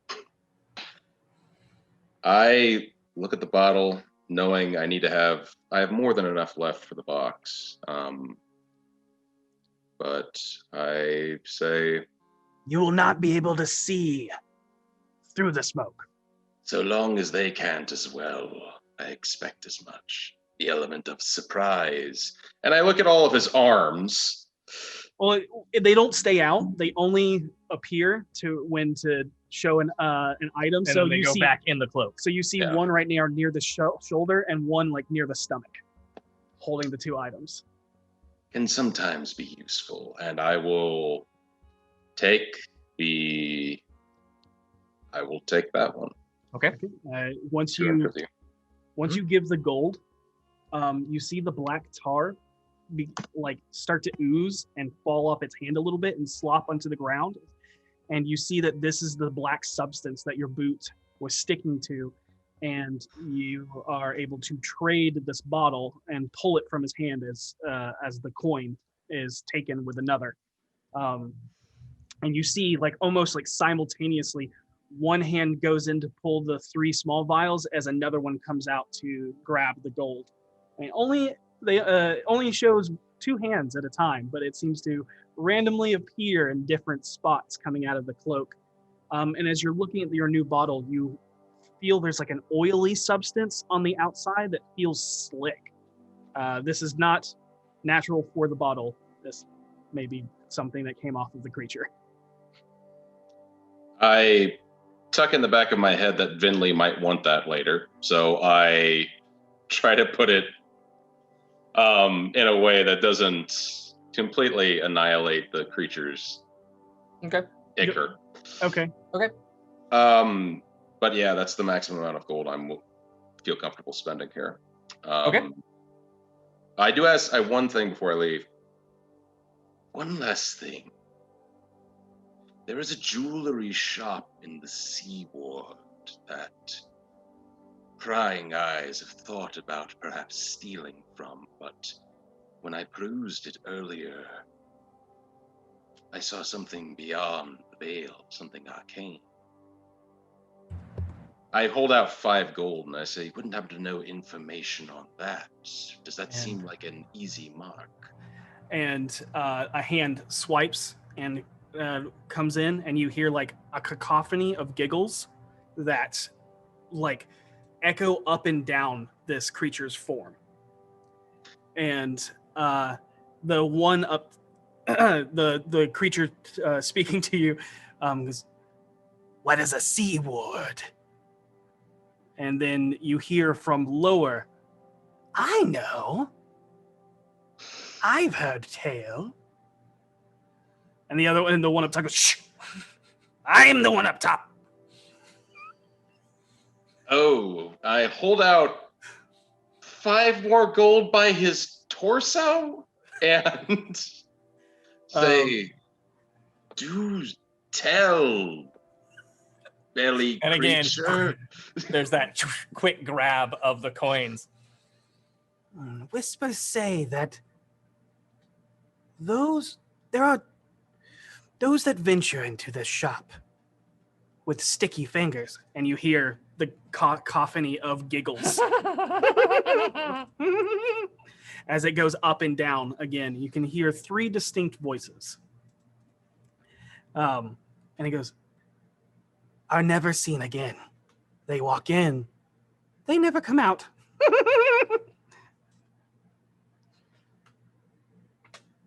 Thank you. And I bow 5 steps back now, and say, "For your time and your information." And I back out, check all of my stuff to make sure it's still there. Oh yeah. Yep, all your stuff is still there. As soon as I feel I'm out of eye or earshot, just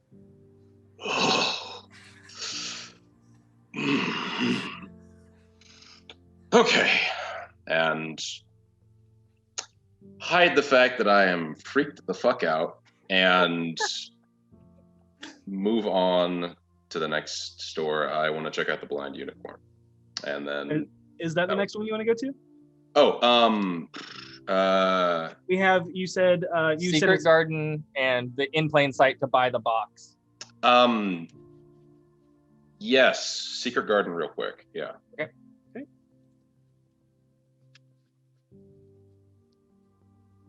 All right. So you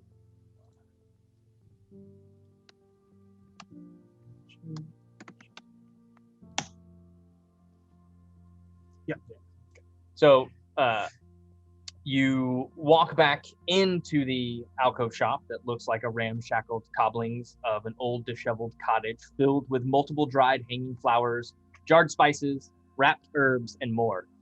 Scribed from twisted dried brambles and barbed vines across the front headboard, you see the sign that reads Secret Garden, but spelled like the ocean sea. You see a few patrons haggling with the hideously ugly, cantankerous old crone, whose face is covered in hairy dark warts that cover her face and her long nose.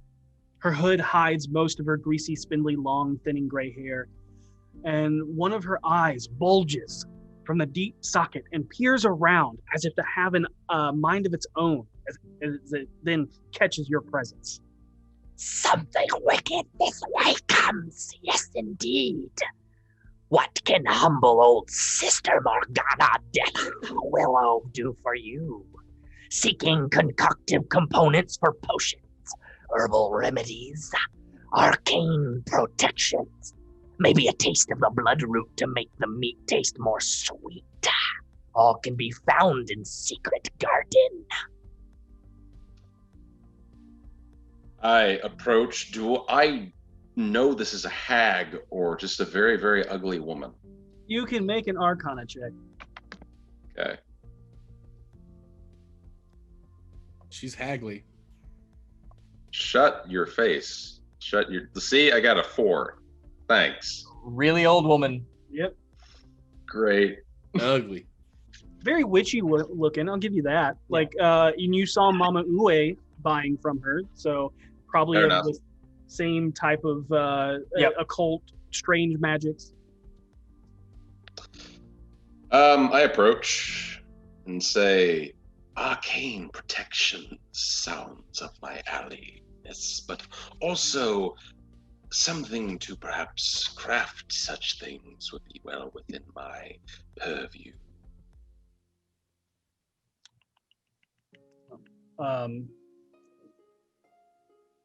What are you looking to make? Something to protect my mind from those who would peer from the outside, those who would control my movements, or those who would dare attempt to take control over me. And in that, you hear sincerity in Vaas's voice. And you watch as she moves over, and as she moves, like every bone in her body pops and cracks as she reaches over and pulls out what appears to be this saprophytic fungi that appears to be growing on a decaying wood. And as you watch as she picks this mushroom, This is lion's mane. and you recognize it as the one that you all pulled from the hag's hut from the ceiling.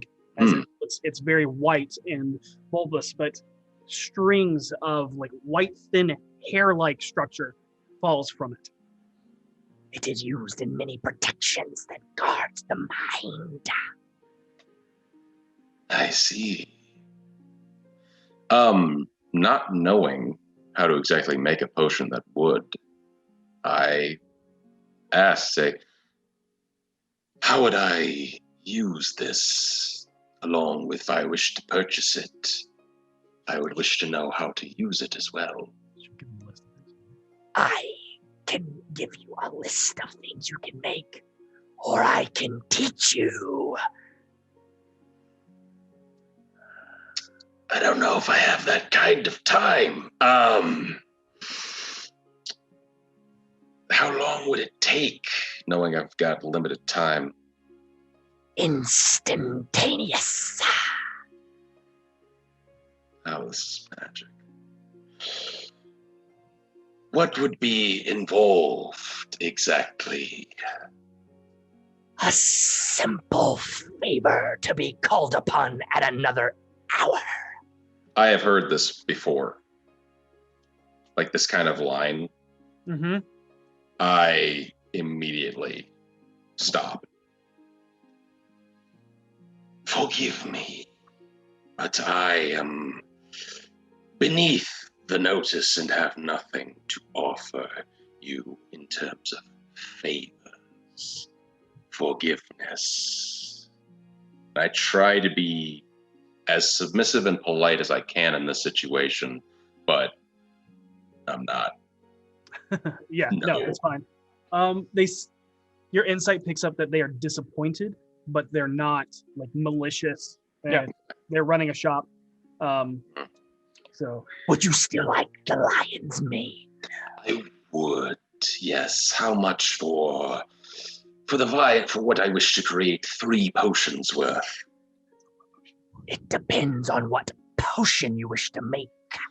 Whether it is a potion of psychic resistance or protection against aberrations, or perhaps that of mind shielding.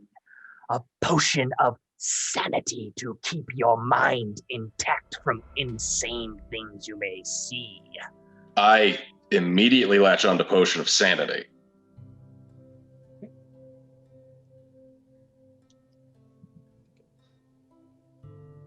Yep. 125 gold worth of lion's mane will be enough to make this potion for you.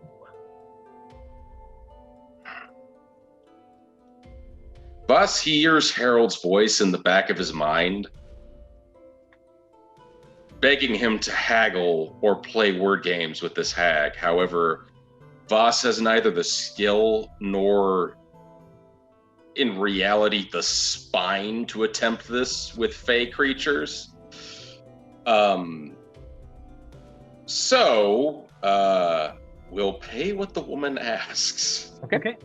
So it's 125 of just lion's mane, and it's going to be another 75 gold of other ingredients to help make this one potion.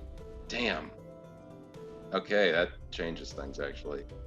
But you notice the other things that they're grabbing, you can acquire at Follows. Okay, I take the lion's mane then. That's all I can buy. Okay. A pleasure doing business. How much is that Last again? one.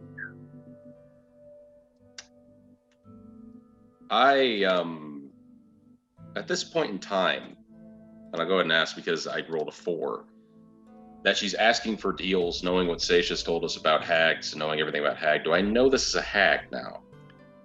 I would say that you have the inkling suspicion that this very could be a hag, but you do not have proof, fortified proof. Yep. Okay, I won't ask then, and I will back out of her shop and take my leave. Quick Boss question. becoming... Didn't Petunia tell us when we got here and we were first with Mama Uwe and we were all I was together not with that was a him. hag? He was not with Oh, us. he wasn't with with you. us? No, Okay, it wasn't sorry. with you. Sorry. Yeah, she did, but not. But Bob. he wasn't with us. Okay. Yep. Yeah. That was at Tome Raider. Oh, okay. Yeah, I was buying weapons. But All right, so that's that one. Did you want to go and buy the box? not yet. Okay. I'll do that last. Okay. And I go to the blind unicorn. Okay. All right. So you come up to a cement domed hut which nearly passes your attention before you pass by its large tunnel entrance and are drawn in by the wide array of wondrous arcane objects that hang from the ceiling and fill the shelves inside. Boss Carved- briefly wonders what ungodly monstrosity is going to come out of this place. Carved into the archway of cement is a language you cannot read, but recognize as Draconic, or possibly arcane runes. As you further your way into the domed ground stone hut, you are taken aback, wondering if you have stumbled into a menagerie of small wild beasts. The hut is run amok by strange blonde-furred, tarsier-like marsupial with large black eyes and bat ears. A few of the creatures seem to be wrestling with one of the items as they try to pry it from a young, thin figure of someone with long, shimmering silver hair, wearing heavily aged and worn clothes covered by a green shawl that covers most of the body like a poncho. They tear the pulsating blue glowing orb from the small hands of the creature and go to return it back to the shelf. You're unsure if this mysterious person is the proprietor or another customer until a large figure approaches you. One of the strange creatures rests on the shoulder of an old half-orc wizard wearing ornate red and silver robes. He smiles down at you with his broken tusks and multi-braided white beard. He leans in to look at you with his one good eye, as you see he is missing his right eye that is replaced by an ersatz eye, gem-lensed monocle. Light illuminates off his arms from faintly glowing teal tattoos that move and twist up his arms. His voice booms and echoes off the walls, even with the low-level bass of his voice. Welcome, traveler. Are you interested in the arcane enchanted words of the blind unicorn? Certainly. I am interested in things built for attack and defense. I am a practical man, after all. As you speak, you hear the sound of something clattering to the ground. Your peripheral picks up a quick movement that disappears around the corner, assuming it is one of the many strange critters, until the large arcane retailer orc cries out. Athelid, how many times? If you break it, it will be your neck. My apologies. My assistant seems to be testing my patience. You go to look to see who he is talking to and notice the young silver-haired figure that you saw in passing as you entered in is nowhere around, but you get the feeling of being watched. If you are done breaking things, girl, come help this customer. You wait for a second as nothing and no one seems to appear. In a roaring, booming voice like a father scolding a child, you hear the large proprietor yell out, "Off the lead!" And coming from around the corner is an obviously unnerved and timid, frail teenage girl with silver hair and bright gray eyes. However, although the large, foreboding orcish man just commanded her presence with an intimidating voice, her fear and apprehension seems to be focused on you.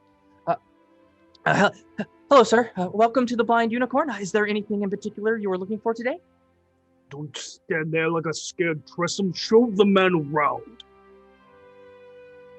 Well, what is it you're looking for, sir? Us stops for a moment.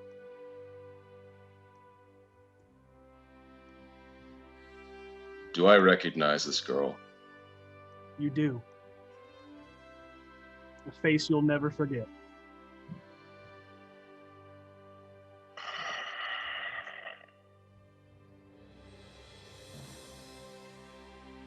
Vaas looks at the proprietor for a moment,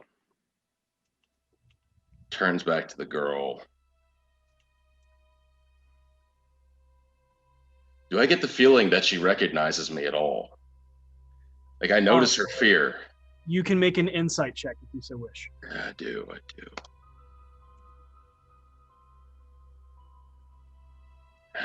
It's not great. 12. 12. There is some recognition in your voice. As you are masked. Yep.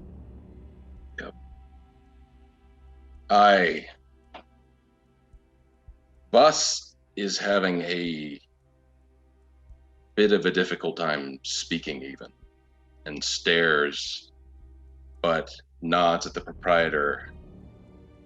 Do I recognize him? You do not. Not at all. All right. And move my hand towards the items on the far wall away from him. Okay.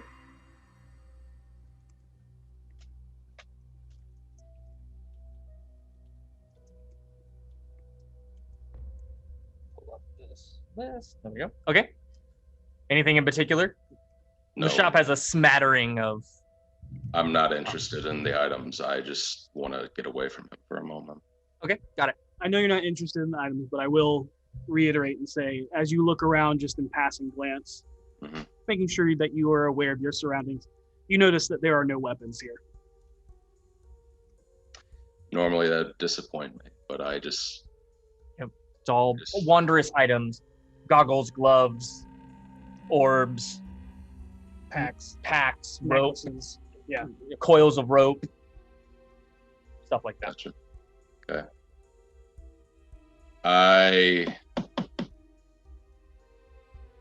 I look, but in my periphery, I want to look at her. Is she wearing gloves? She's not. She's wearing long sleeves.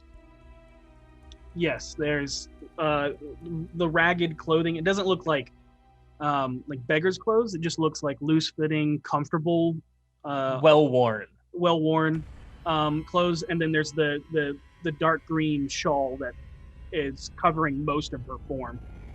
Okay. Knitted. I am looking for any signs of bruising, abuse. Make a perception check. Anything like that.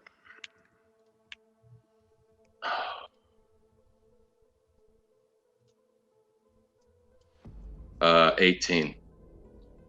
You look over, and from what areas of skin that you can see, there are no bruising, no cuts, no abrasions, nothing like that. I point to one of the items on the wall and I say, "Tell me about this." That's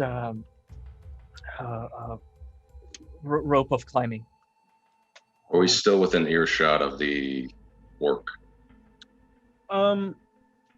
You can or cannot, whichever you so choose. Say that again. I'm sorry. You can be or cannot be, whichever you so choose. I don't want to be. You don't want to be? Okay. Not yet. I point to one of the items up high, and I want her sleeves to go down as she does. And Okay. I say, "What about that one? Fetch it down for me."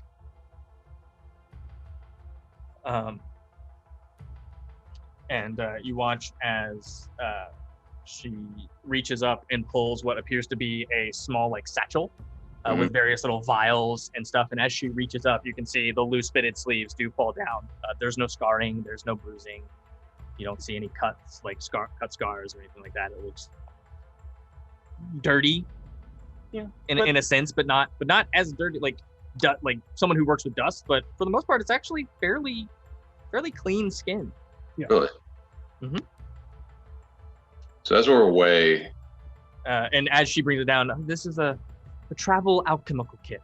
Everything you need for a alchemist kit or a poisoner kit, all in one on your kit. excellent. Vaas, finding a loss. What is your name, girl? Athalete. And how long have you been with the proprietor of this store? 3 years. And I whisper this. And he bought you 3 years ago. I want to say it so the orc can't hear it.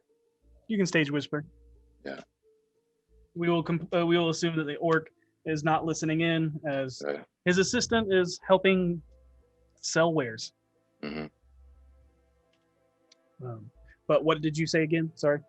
He bought you 3 years ago.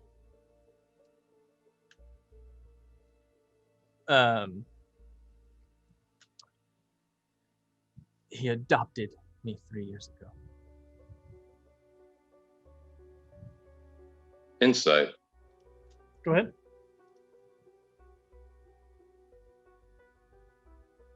Uh, 19. 19. You feel fear in her voice towards you, but truth also in what she says. Is it because she's convinced herself of that, or how she actually sees it? It's hard to tell. Damn.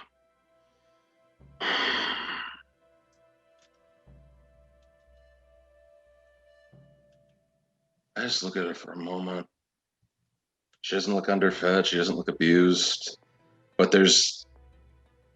I know there's no, it's 3 years though.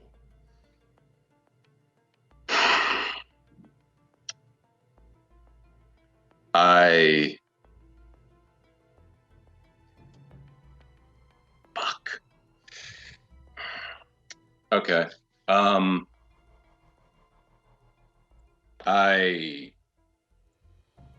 Obviously he can do magics, correct?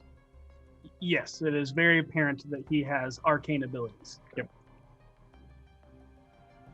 I say, are you his apprentice? I am. You can perform magic then. I can. And your passive insight gets that not as much as like she can do magic, but probably maybe a first level spell.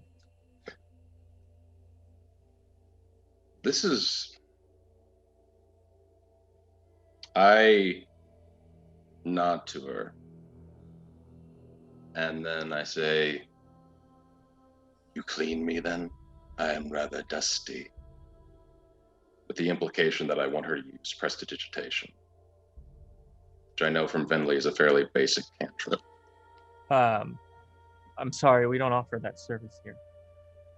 Please, indulge me. You see her glancing back towards the orc.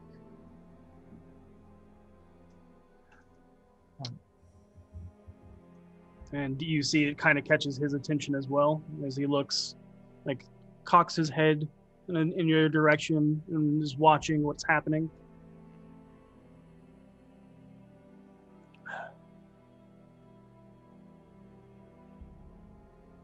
A moment of awkward silence. You can feel his presence draw closer. Feeling that she's not going to do this, I brush it off, turn to the man and say, may we Is there a problem?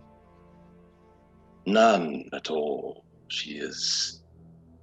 I was testing her ability to do magic, a personal curiosity. I apologize if I offended you. And it looks towards the girl and then towards you. Did you offer to pay for these services? I can. Arthur Lead. He's a customer. Forgive me, master. Of course. How much should we charge? Depends on what he wants. I take a single gold out. Just clean the dust from me. That's all. 10 gold. A high price, but I quickly produce it. All right. He watches the orc takes it and Counts it. What a deviant. Indeed, I am many things.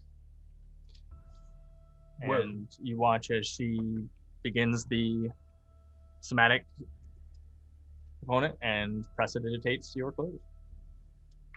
May we speak privately for a moment, sir? Looks towards the young girl and then towards you. Is my assistant unsatisfactory? On the contrary, she has been most helpful. But a private talk. Briefly, I promise not to take up too much of your time. Fine. You are a paying customer, after all. I nod. And takes you over to his desk. That is not near the checkout. It's more like a private desk. And you see it is filled with arcane books and things that you typically see Vinley messing around with. Not necromantic, but just obviously wizardry. As we are away from her, I look towards him, and I'm trying to get a read on this dude as I speak. And I look back and I say, you have such fine quality goods at this establishment. And you see the tall orcish man giving you the same, like, assessment as he's watching and looking you over. What interest do you have in my assistant? She is capable of magics. She seems attentive and submissive. Would you agree? And I'm trying to get a read on if he is disgusted by what I'm saying or okay with it. Go ahead and make an insight check. Okay. And, So I don't have a proper reading on this dude yet. Oh, that's good. That's good. 19. 19. As he says,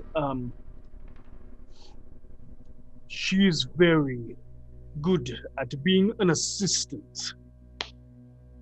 And you can tell that he is 100% agreeant with that she is submissive, that she does have the capabilities of magic and could possibly become more well-versed.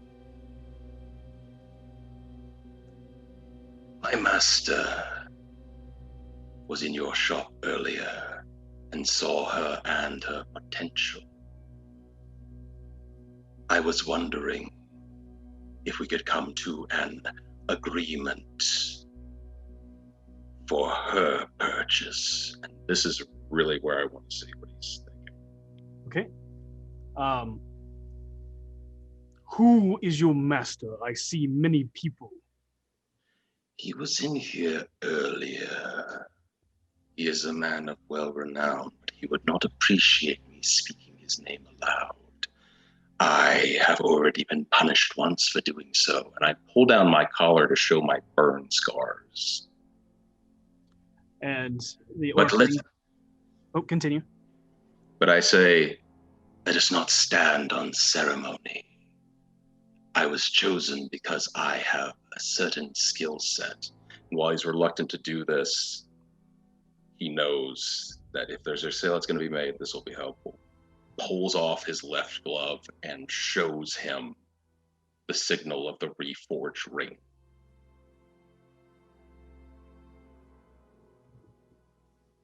Are we understanding of one another? How much are you looking to spend? I understand she has been in your service for 3 years, has learned rudimentary magic that does up the sale price, and at this point, Vaas is acting as much of a slaver as he possibly can. Okay. Your passive passive insight picks up that although he is not as on the same level as you, this does not unnerve him. Gotcha. I would be curious. There's always a starting point, but she is not advanced. I would say start at 150 gold. He laughs at you. She's worth no less than 5,000. 5,000 for this one. Vaas, is that an appropriate price? You feel it's a little gouged. You feel that because you are associating yourself with powerful people, he feels like you can get a higher price. Damn. Also, she is magically trained and has potential. Such an enormous sum. My master could grant so many favors in the future to one such as yourself. And you see, as he's watching and judging you, his eyes fall to your waist. And instead of using his left eye, you watch as the monocle Ursat's eye shifts down over his right eye and begins to have a slight shimmering glow to it. What is that?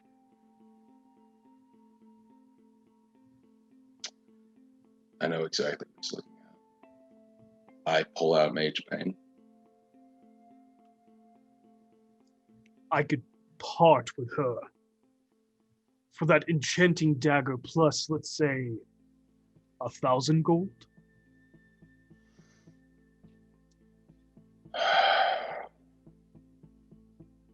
Wait, what do you mean?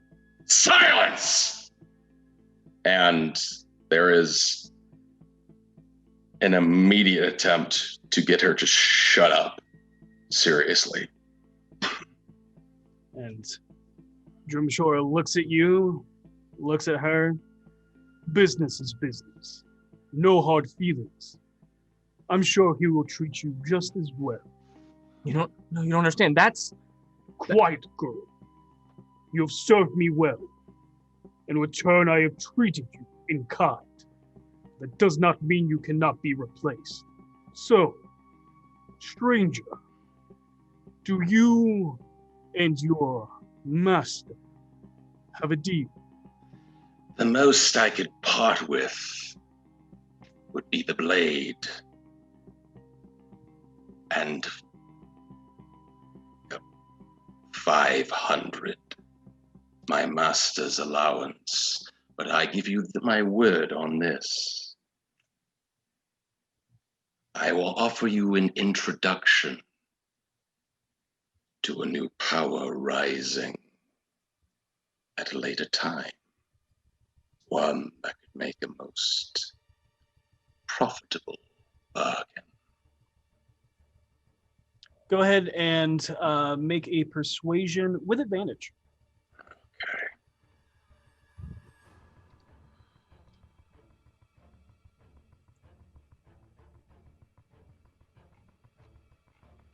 I used the lucky charm. Okay.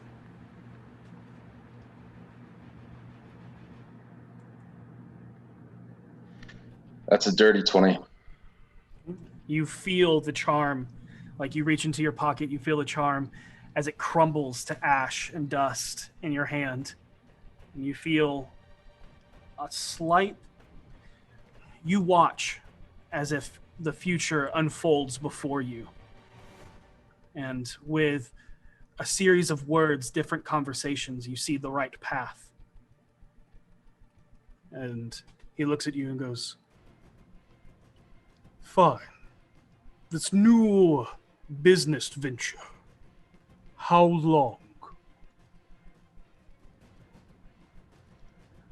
I could easily.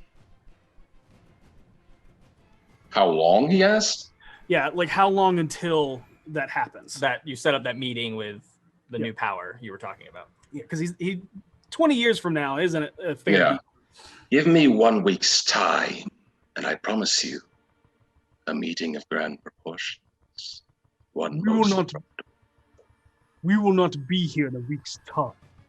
This Hmm. market is only available once a month, but bring your accomplice next time. Of course. And I bow. I give up 500 gold, and I put Mage Bane on the table. Okay.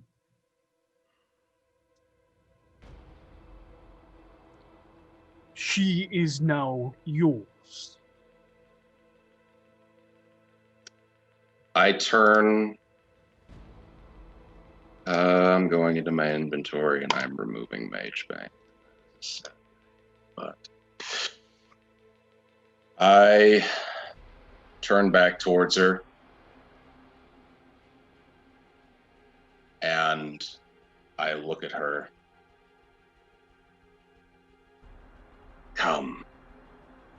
And I slip in very close and I say, If you try to run, you'll die where you stand. And you can see that even before you said that, she was broken. As if someone you kind of looked up to tossed her away, sold her like another item in the shop. And she follows.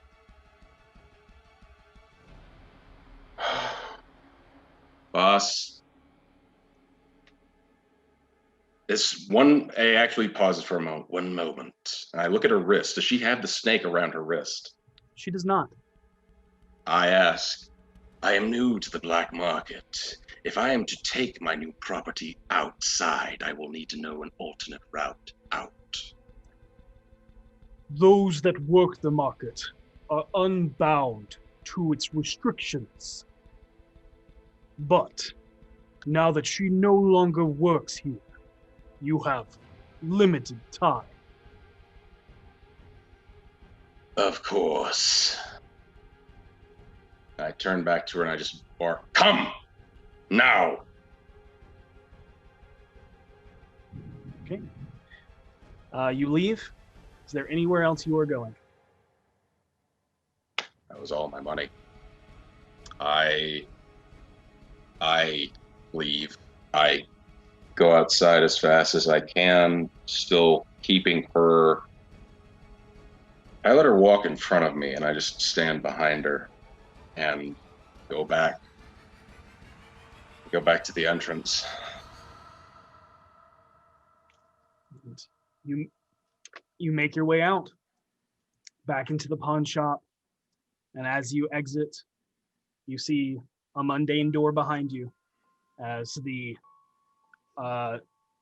icy cold arcane snake-like bangle fades away into nothing but snow.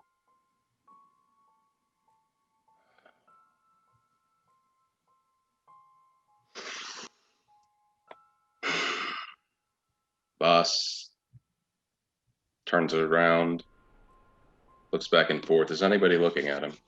If you wait to get further, either towards the exit of the pawn shop or whatever, or into the street, then no.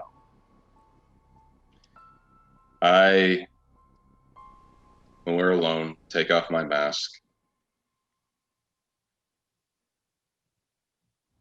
You know who I am, don't you? She doesn't respond. Our eyes are on the ground. I get down. You do as I say.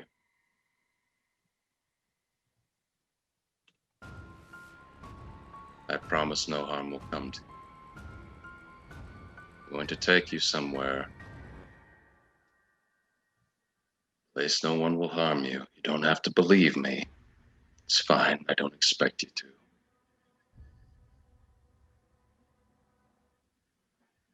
But just... And he stares, and then...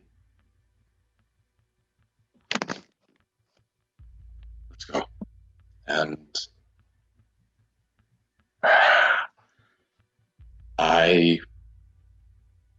Vaas gets to this point and then realizes he had no idea what he was going to do whenever he found them.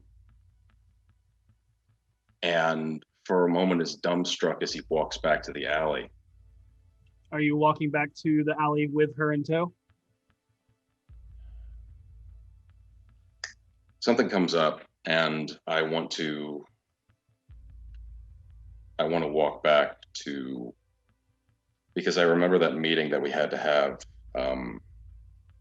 tomorrow about the shipment. And there's somebody I wanted to talk to about that.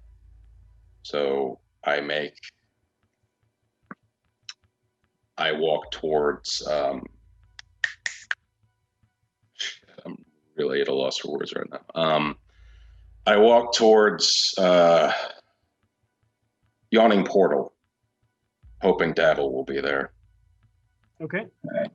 And as you head that way, and everyone else is having a joyous, happy birthday, we're going to take a break. We're going to take a break.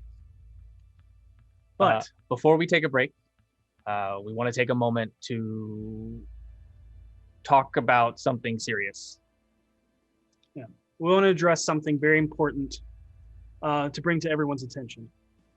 We understand for many people, role-play games and shows like this are a chance to escape from the real world and the dark problems.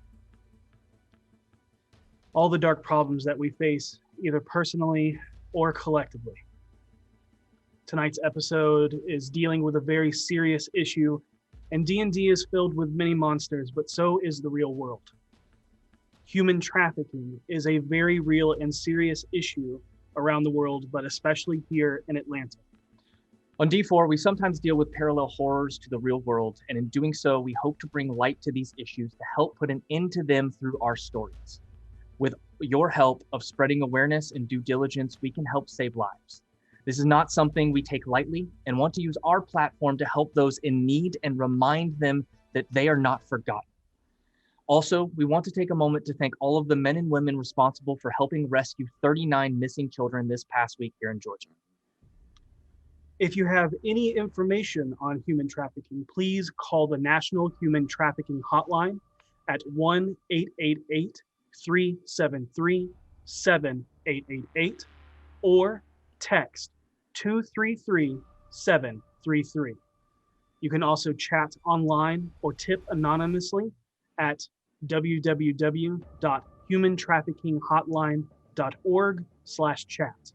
And the Polaris Project, which is a non-profit, non-governmental organization that works to combat and prevent modern-day slavery and human trafficking. And you can donate to them at polarisproject.org. And they work and run the National Human Trafficking Hotline. And with that, we're going to take a 15 to 20 minute break to collect ourselves, and we'll be back with the rest of our story. Hey, everybody. And we're back to a very emotional roller coaster of D4, but it wouldn't be D4 without that. Without emotional Back on the ride. Remind everybody that we are doing 2 giveaways, #Beyond for a source book bundle from D&D Beyond, and #Eldritch for an Eldritch Foundry miniature. So if you have not entered into the RockPunch chat, Twitch chat, please do so now. We return back to our game where everyone besides Vaas is having a wonderful birthday party, where V is having a huge connection with her friends, her family, and all of those that they've joined along the way within the alley. Vaas, still having a few hours to burn in the market, buys a few things for himself and buys a little bit of redemption as well, even in a dark, dark way. And we are going to continue with that story as he makes his way to the yawning portal. And you stop back by the yawning portal, hoping to run into the feisty cleric with an attitude, or Davil, or someone. You ask Yagra while she battles a man to a dexterity contest while drinking ale standing on the upturned pegs of a bar stool. She informs you that you can find Istrid upstairs counting coin, but Davil is out. I take what I can get. Yagra will warn you she is not in the best of moods.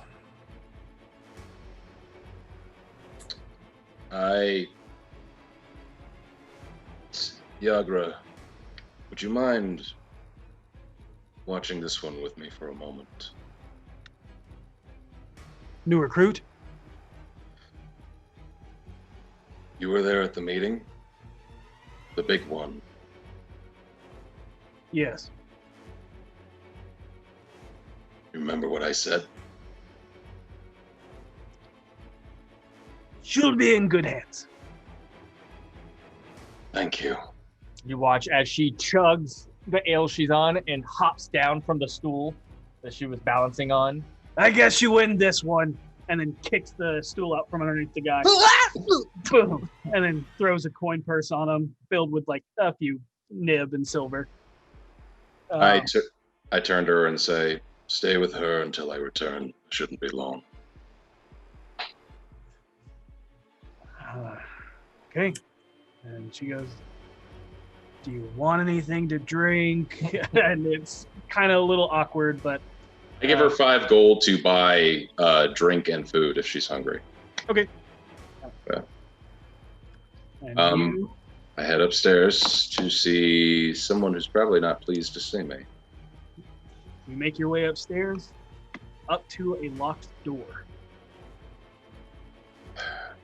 I knock. After a moment, the door is unlocked, and standing before you is the rough and tough, dark-skinned dwarven woman. She looks you up and down with apathetic disdain before turning around to returning to count coins into 8 separate piles near the bed. You either have some serious balls or the brain of a mind flayer's victim. Surprised you actually showed up after the stunt you pulled. So you better have a pretty damn good excuse, because no man has stood me up and not regretted it. I walk in. I apologize. I was ripped from this dimension and torn into a new one. Go ahead and make a persuasion check. It is the truth. Huh? Should I have kept that luck? Maybe 14. Okay. He watches the woman, stares in disbelief with your credibility and your tale. But as you continue on, Her face twists with confusion and bewilderment as she realizes the further you go, that you are not one to tell such elaborate and detailed lies. Nor does she think that you are one that could concoct something so contrived. And her disgruntled face twists into a crooked grin of excitement. I didn't take you for a lore weaver. Didn't think you'd have the tongue for it. But do go on, tell me everything. I do miss the thrill of a fight with death breathing down your neck. I don't. That's all we found there. We fought beings beyond my very understanding. Only made it out, I feel, because they allowed us to leave in a way. Had to move, cross strange land, fight faceless beasts. Two of my companions were almost possessed, one by these beings and one by almost drinking black water for some reason. He seemed to have an odd reaction to everything for a while. We eventually found our way back. Decent folk live in a beer. We met one.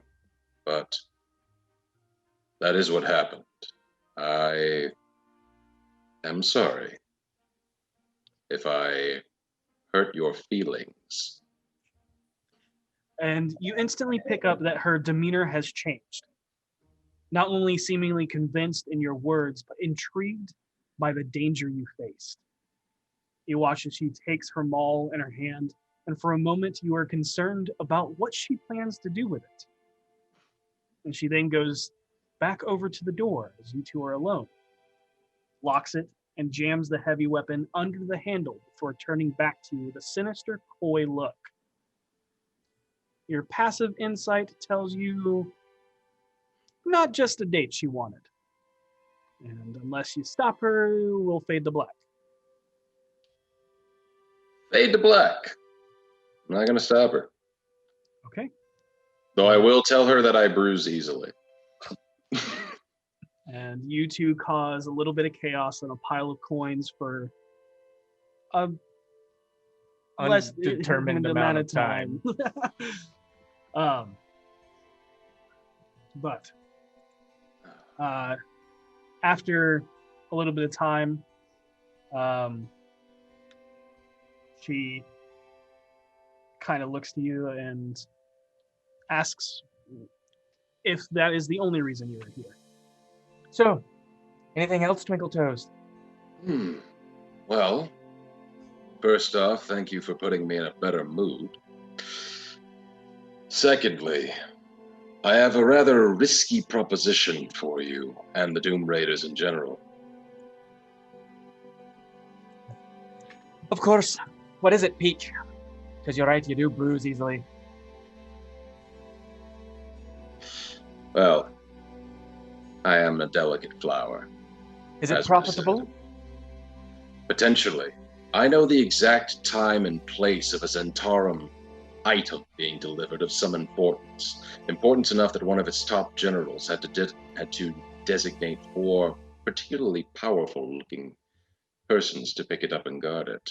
I was thinking this is potentially an opportunity to reignite the gang war between the Xanathar and Zentarum if we make it look like a Xanathar raid. It's possible, but with the Xanathar out of commission, no thanks to you. They're not. I can bring it up to Dabble and see what he says. It's about the best I can do. It's at tomorrow at 11. My team will be there as well, possibly. We'll have to discuss it tonight. If they're not there, I will at least come to meet you to inform you of that. I won't leave you hanging. I'll send for Devil. Please. Come find me later. And then we can figure out if it's profitable or not. But Devil needs to know. It's his decision. Of course, of course.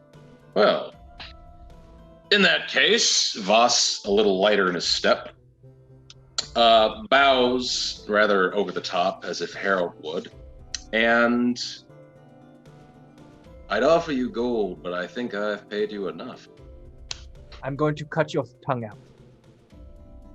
Fair enough. And I leave the room.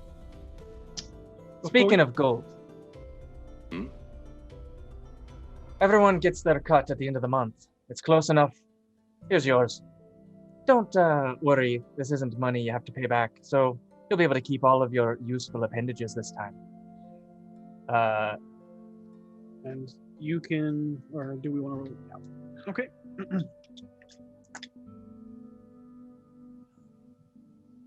Hands you 45 gold.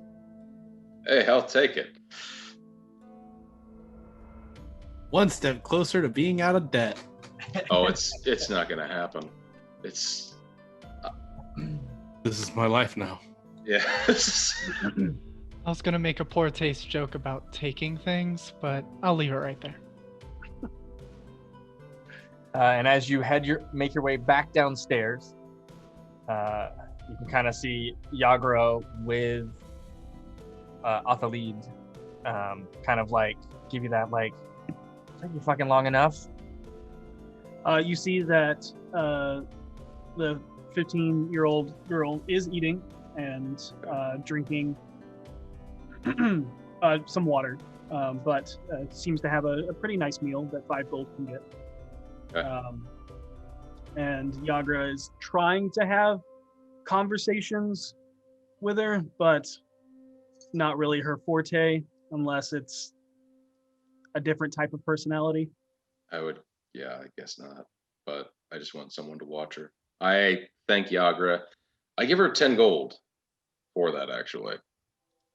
She ain't gonna not take it. No, but because I am grateful to her for doing it. And I look to her and I say, come with me. She just kind of looks down, finishes up the last bit of her food, and without questioning you, follows. And I head back to Troll Skull Alley. All right. As you make your way back to the tavern, you get there and towards as you're approaching, you actually do a double take as you see running past you what you swear was just Flinrick.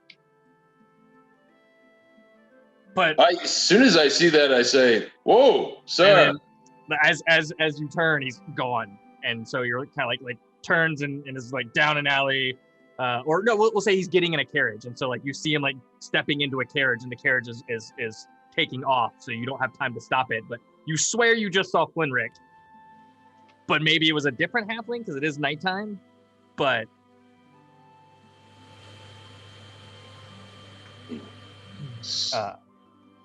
Specters. But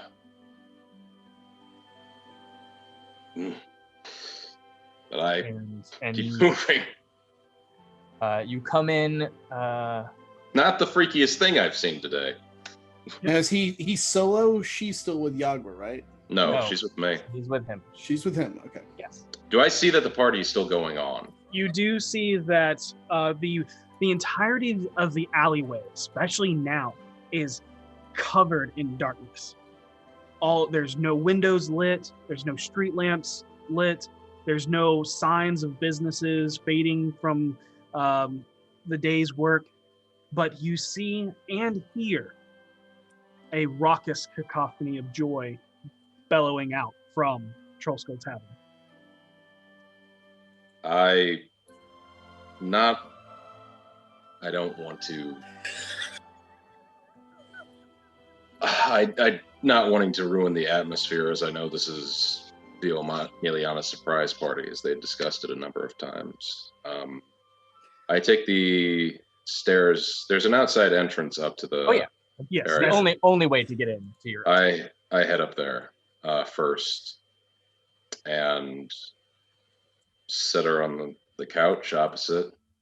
And Vaas, being completely alone with this girl, quickly realizes he has no idea what to do next. And just says, Are you still hungry or thirsty? No reply. She just stares down.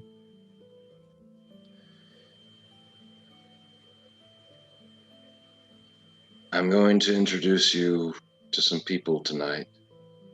They're not like me. They never were. They never will be. And we'll figure out what to do next. But you have my permission to speak freely and to look me in the eye.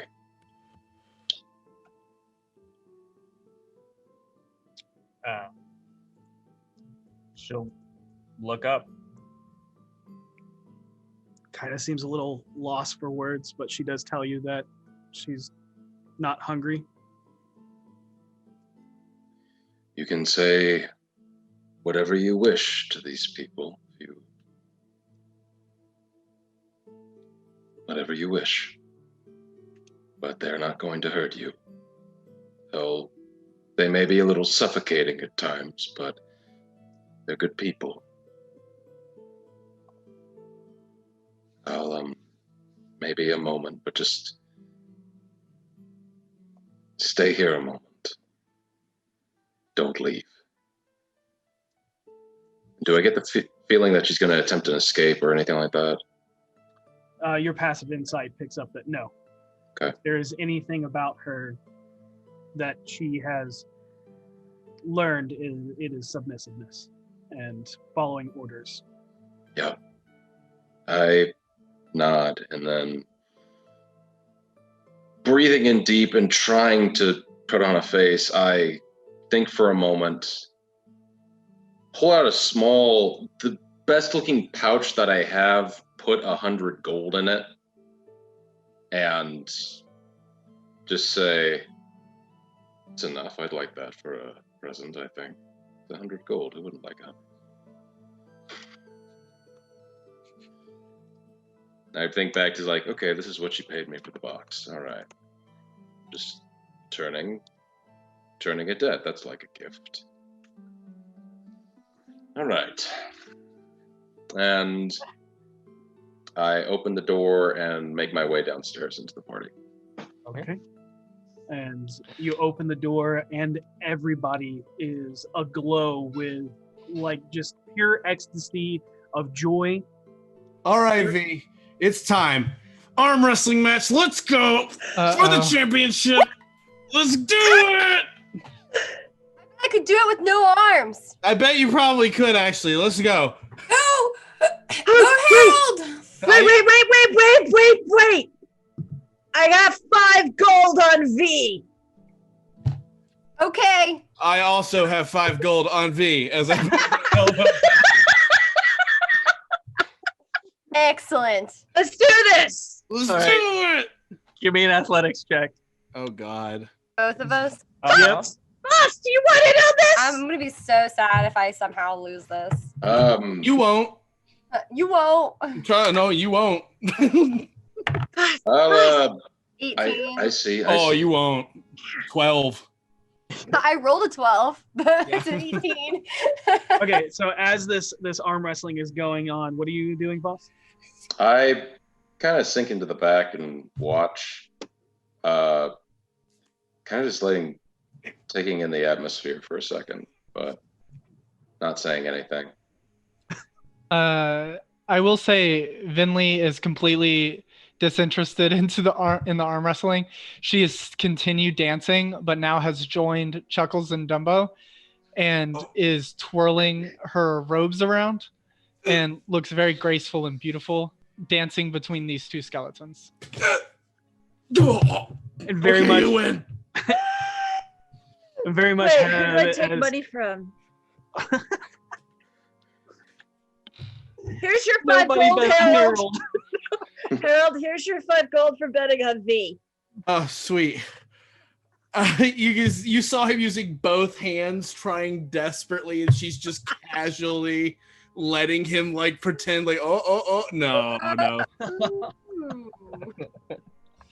And he gets up and he like points over at Vaas and like looks around and like and I take one of the candles out and pop it and I pour a drink in the little candle holder and I'm like, shot time.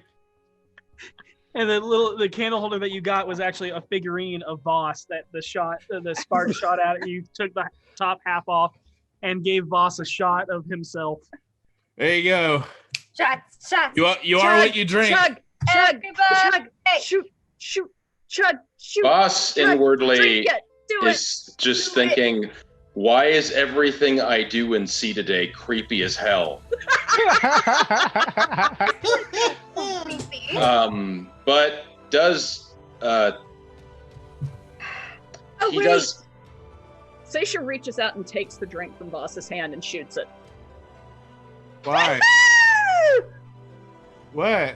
And she turns around and looks at Harold and walks over, puts her hands on his shoulder, leans in real close and whispers to him, Voss doesn't drink, remember? Voss has drank before. No, he hasn't. He's never drank with us. Voss doesn't drink. He doesn't. Harold's too drunk to remember or think about it. Kind of goes over to Voss and grabs him by the shirt and goes, do you drink? Very rarely. See, he does do it sometimes and just kind of like walks away. Hey man, where were you? Everything okay? The shopping trip go well? Oh yeah, you just got back. You weren't here the whole time. Yeah. No, it went well. It was productive. Here. I throw 100 gold at B, not in the pouch, and I say, it's money for your birthday. Oh! Aww! Thank you. It's what you lent me. So. And do you understand what a birthday is? Did you not use the money? I did, in a way. In a way. What were you buying? Wait, so are you paying me back, or is this just leftover money you didn't spend? Does my passive insight pick up that something's off about Vaas? Yeah, same. You make an insight check at disadvantage. We always think something's off, so she's just trying to figure out this. Because you're drunk. You're tipsy. Wait, so do I just do regular insight? So it was left over, Vaas? Yes. No. You spent it and you're paying me back. Oh, I shit you not. Natty 20. It's yours to have. That's a 25. Thank you. Thanks. You're welcome. Oh, look, they're becoming friends. Sort of. And you have to do a shot. Just one. I tell you what, I'll arm wrestle you for it. Oh. For the shot or for the money? for the shot. I figured. All right. First, let me add some money because right now Did you get Harold on your insight? 17 with disadvantage still. Okay. You both pick up that there's something a little off. Maybe it's because this isn't really Voss's bag. Yeah, that's really where I was literally going to take it. Was Harold's like, oh, he hits parties. Yeah. Okay, and so Harold sees him taking but he's going to do the arm wrestling, and Harold's like, okay, all right, well, he's getting out of his comfort zone for V. Okay, that makes him happy, so he's just going to let him do this, and then he's going to play it cool after this. And Seisha. Since no one was watching Petunia, I have pulled her into my dance. Oh, no. She was paying attention to the arm wrestling. No! And Seisha, you pick up that you're not sure what it is, but he seems to be placating. Yeah. Maybe it is for V's benefit, and you know that they don't really get along. But it also feels like he has a heavy weight on his shoulders, but you have no idea what it's about. Okay. I'm going to lean over to V and put my hands on her shoulders and rub them like it's before a fight. And I'm like, you know, there's a great song, and I think I don't really remember the lyrics exactly, but I think it goes something like, "It's your birthday, you can snap arms if you want to, so go for it." And I'll give her bardic inspiration. So that's a 12 or a D8. D8. Eight. Yeah. I always think it's a 12. A D12 soon, hopefully. One day Later. soon. You gotta a few more. Yeah, a few more years down the road. All right, go ahead and roll athletics check for our arm wrestling competitors. So Vaas and V. Motherfucker. Of course, I rolled like garbage, but that's okay. Let's see. 24 from me. Yeah, 14 for No, I'm sorry. Hey, Vaas. She's gonna pour. Oh wow! Really? Really? Hit her with the 5. Petunia is like dancing, but still like turning, kind of like trying to watch it, being like, wait, no, this is an opportunity. V, and she's trying to pay attention, and I have a 5 left. Okay, so you watch, and you're That's an 11 then. So you're watching, and you're surprised as you keep looking back, and you see Vaas. For some reason, there's determination. There's maybe he's putting something else into this strength, something that is emboldening a thought, a memory, something, as he's pushing further and further. And you use portent, and you see V kind of nervous, like, what is happening? And then just slam his hand to the other side. Harold shouts and lifts his fists in both sides, and has no idea how slick Petunia just was. Sorry, Logan. birthday magic. Harold will wrap his arms around V and hug her, and then he runs over and he hugs Vaas, and he pats him on both shoulders, and he's like, "You look like a man who could use a quiet, non-alcoholic drink." Thank you. Yes. Through your shot. But shot first. And then you feel an arm around your shoulder, Vaas.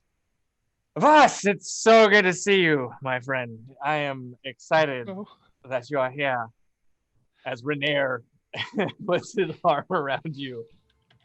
Hi, Renair. You look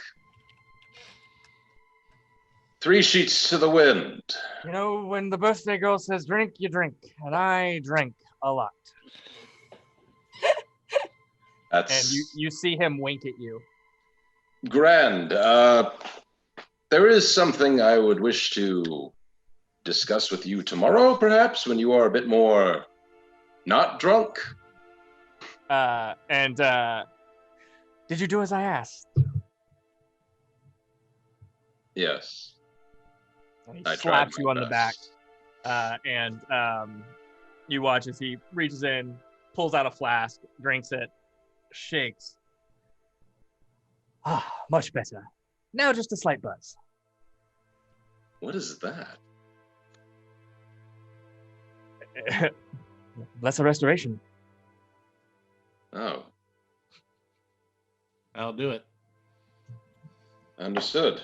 Well, per your request, birthday girl, I take the shot.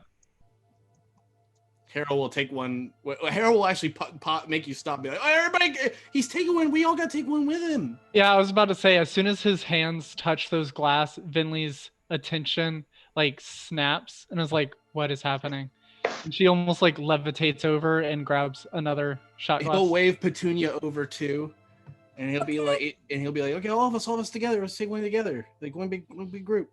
It's us, BFGs. A shot."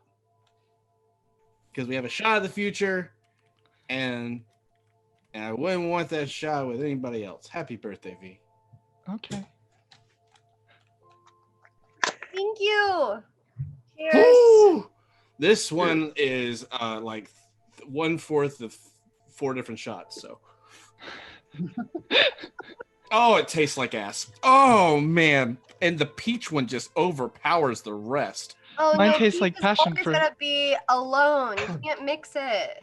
Oh, I wish They you would have should- told me. I would have fixed all of your drinks. That was awful. you did it. in the they're best all way. screaming about the drink. Seisha's gonna kind of wander over to Vaas and just kind of lean over. You okay? I have something I need to talk to you about when we're done here. But for now, just let this move forward. Seisha's gonna just very surreptitiously reach down and cast Lay on Hands on herself for 5 points.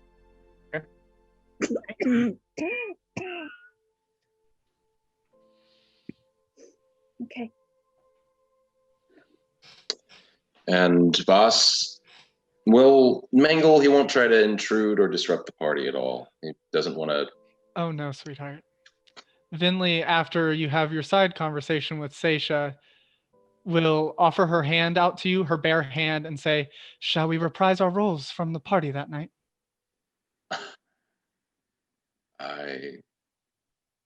Certainly. And I will take her hand and I'll attempt to lead this dance. As I did before, preferring to, rather than flourish or dance, but just kind of like flip, tumble, that sort of thing. Yeah, so you can either make a performance check or an acrobatics check. Well, I know which one you're going to choose. Yeah, 27. Oh, yeah. And every, like, the bar almost goes silent. The music still plays, but there's a strange attention to stillness. Yeah, stillness as everybody's watching Vaas and Vinley for a moment. And you know Vaas and Vinley to both be these dark entities that sometimes revel a little bit too much in their own darkness and the things that you must do. But you see a beauty and grace in a way that you've never seen either of them move.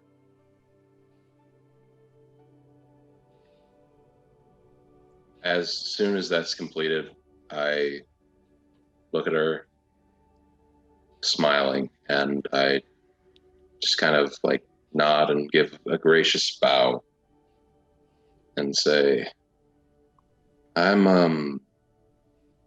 going upstairs for just a little bit. If all of you would come join me whenever you feel like the festivities have ceased. Oh, I can come with you now. I've literally danced all night.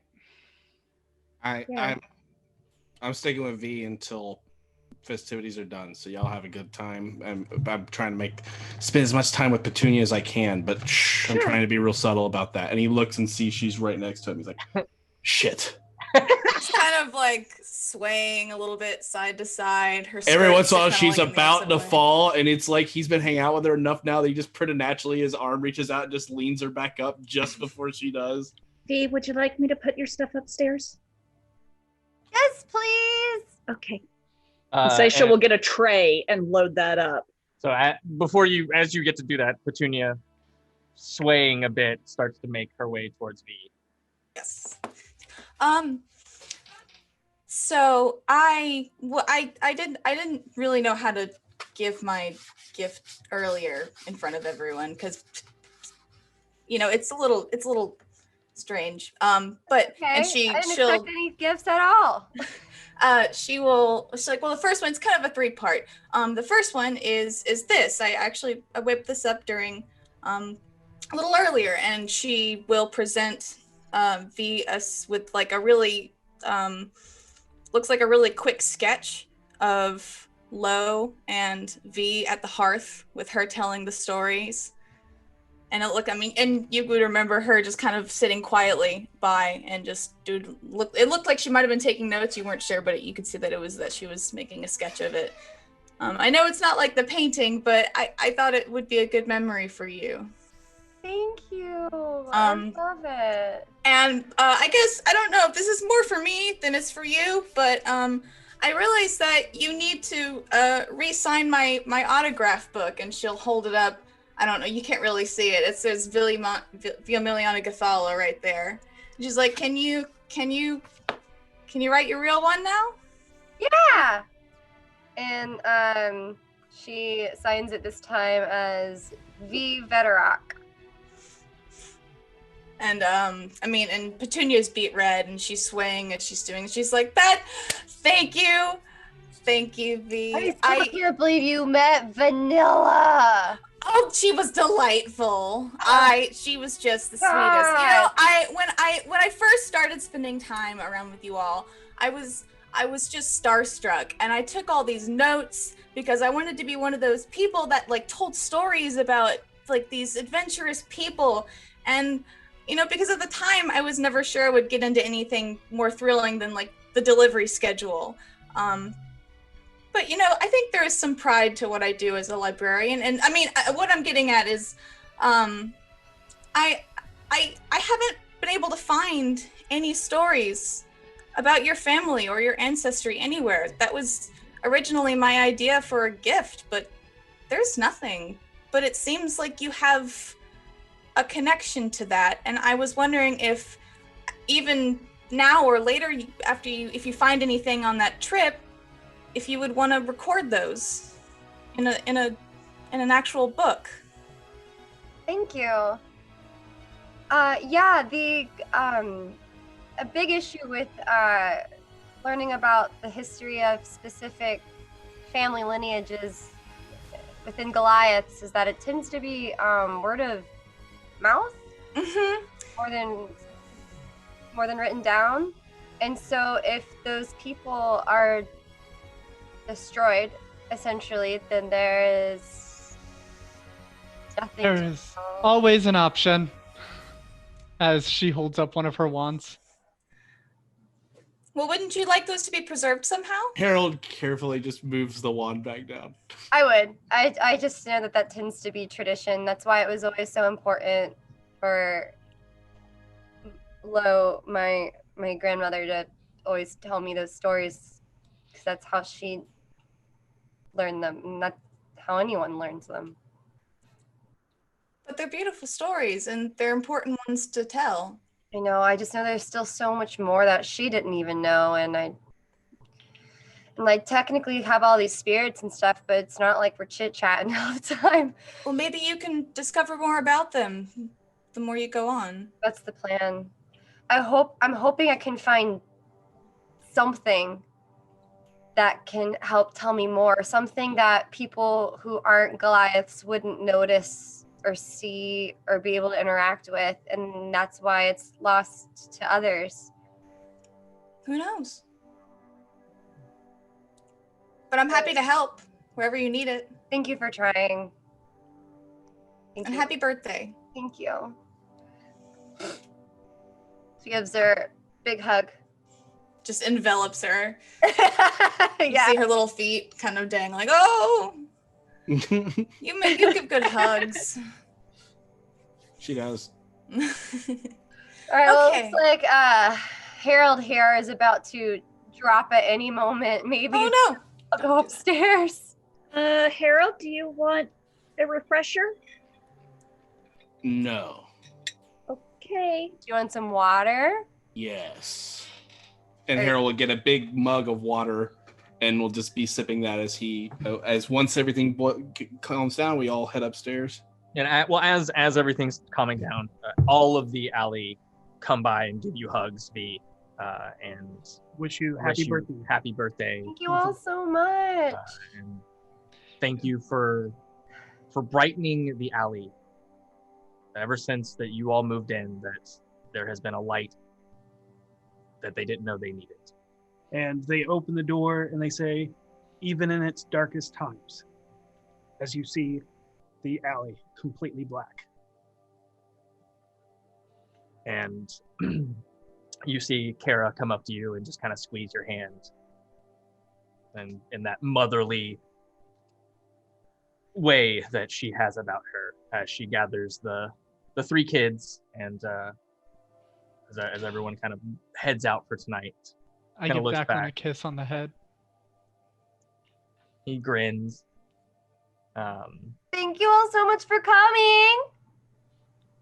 And as you pull away from Declan, You see the last little movements of his hand, and you see giant lip marks on his forehead that looks comical, as if to play a joke on you. Oh my gosh, Declan, are my lips that big? Have they swollen to that size? And then she kind of snickers.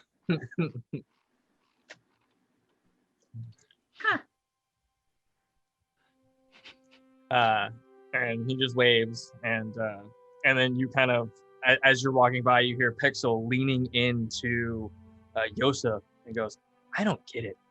Alcohol is disgusting." She wanders by, snuck a sip of something. Yeah. Was not pleasant with the taste. We've all been there.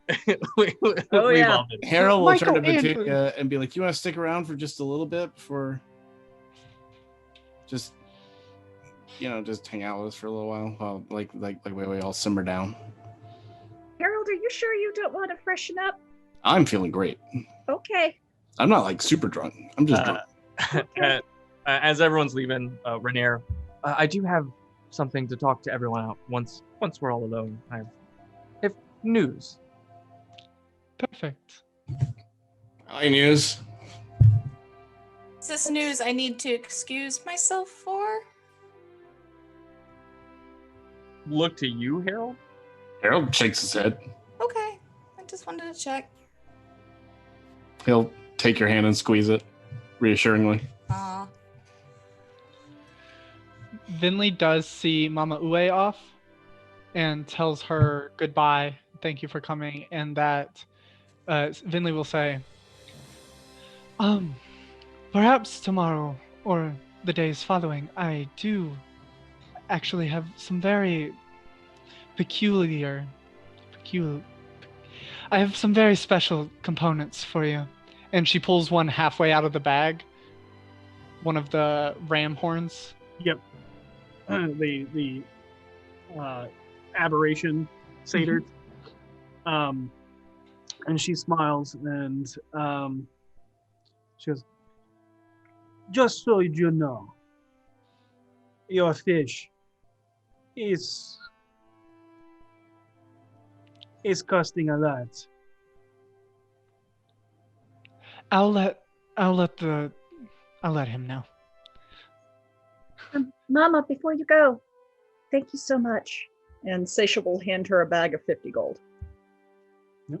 And she'll take it. Thank you, child. Thank you.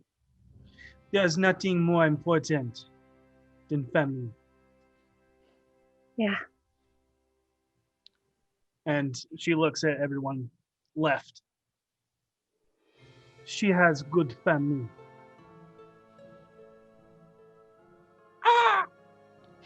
As the crow on her shoulder caws, and she turns and starts making her way into the city. Rainier, I'm gonna straighten up a bit, let y'all have some time, and then I'll be up shortly to fill you in. Okay. Sounds great. I will head up with V's stuff. I stop you before you do, and give me a moment and come up when I call you, please. Okay. Is this like surprise party part 2? No, just a moment. I open the door. She's still there? She is waiting patiently on the couch that is in the main room. Okay.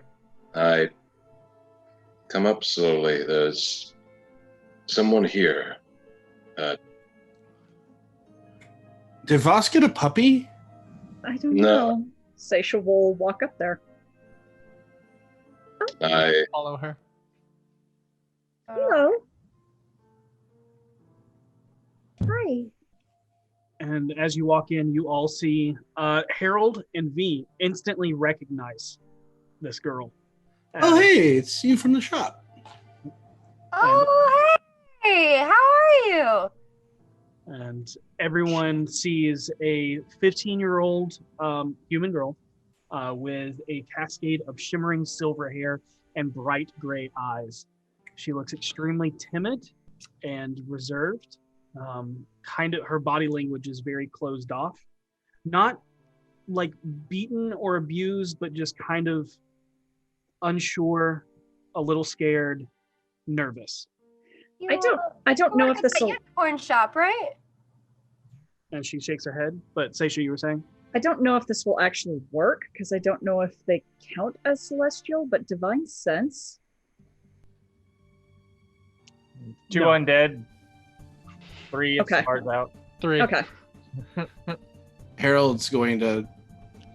Normally he would completely sense the timidity, but he's kind of not sure what's going on here, just that she's uncomfortable, and he's like, I'm so sorry. Do you want me to like get you like a slice of cake or something while you're what brings you here? Is everything all right? Are you in trouble? Seisha looks at Vaas. Oh, or something. So does Finley. Boss, With, why'd like- you bring the shop girl? With pointed eyes, Finley will look at Voss. I found her there. She's one of them. One of who? Harold immediately recognizes that. Seisha just reaches over, puts her hand on Harold's chest, lay on hands for 5 points. Yeah, he immediately. Who's Okay. them? Is she special? Well, I think now's a good I time. think we should all be sober for this. I think maybe we should It's all. just gonna hit everybody. Is there something everyone knows that I don't? I I don't know anything either. Finley's going to sit down next to the girl. Seisha will kneel. May I breach this subject, Vaas? Before I met all of you and before I met Seisha, I was a slaver. This is one of the girls I sold. What? I found her in the Blind Unicorn. And I bought her back. It cost me all of the money you gave me for the box and Mage Bane, but I had to. Wait. That's why you came to Waterdeep? To buy back people you sold? That's why you're so obsessed with money? No, but this was coincidence. I didn't know she was going to be there. I'm sorry I didn't buy the box. I'll pay you back what you gave me, but Harold looks over at her and then looks back at him, and he's like, "No, you made the right choice." You all knew this? Harold turns and looks at her, and he's like, swore me to secrecy on the fact that there are 12 orphans he's trying, or not 12 orphans, 12 people he sold that he's trying to get back. They're all kids. Finley and Seisha, did you know? I did. And You told I told him? him. I told wasn't- it It wasn't that I my would help him. story. It wasn't my story to tell. I'm sorry. Why was it so important to keep this a secret from me? Like, what did you think I was gonna do? It wasn't a matter of keeping it a secret from you. It was a matter of not telling something that was very important and intimate of Vaas's. To be clear, I didn't think anybody knew but me. Same. it is what it is. So she's one of the girls, or one of the people. Yes. Seisha's going to turn to her. What's your name? I'm Seisha. Give me a persuasion check. Okay.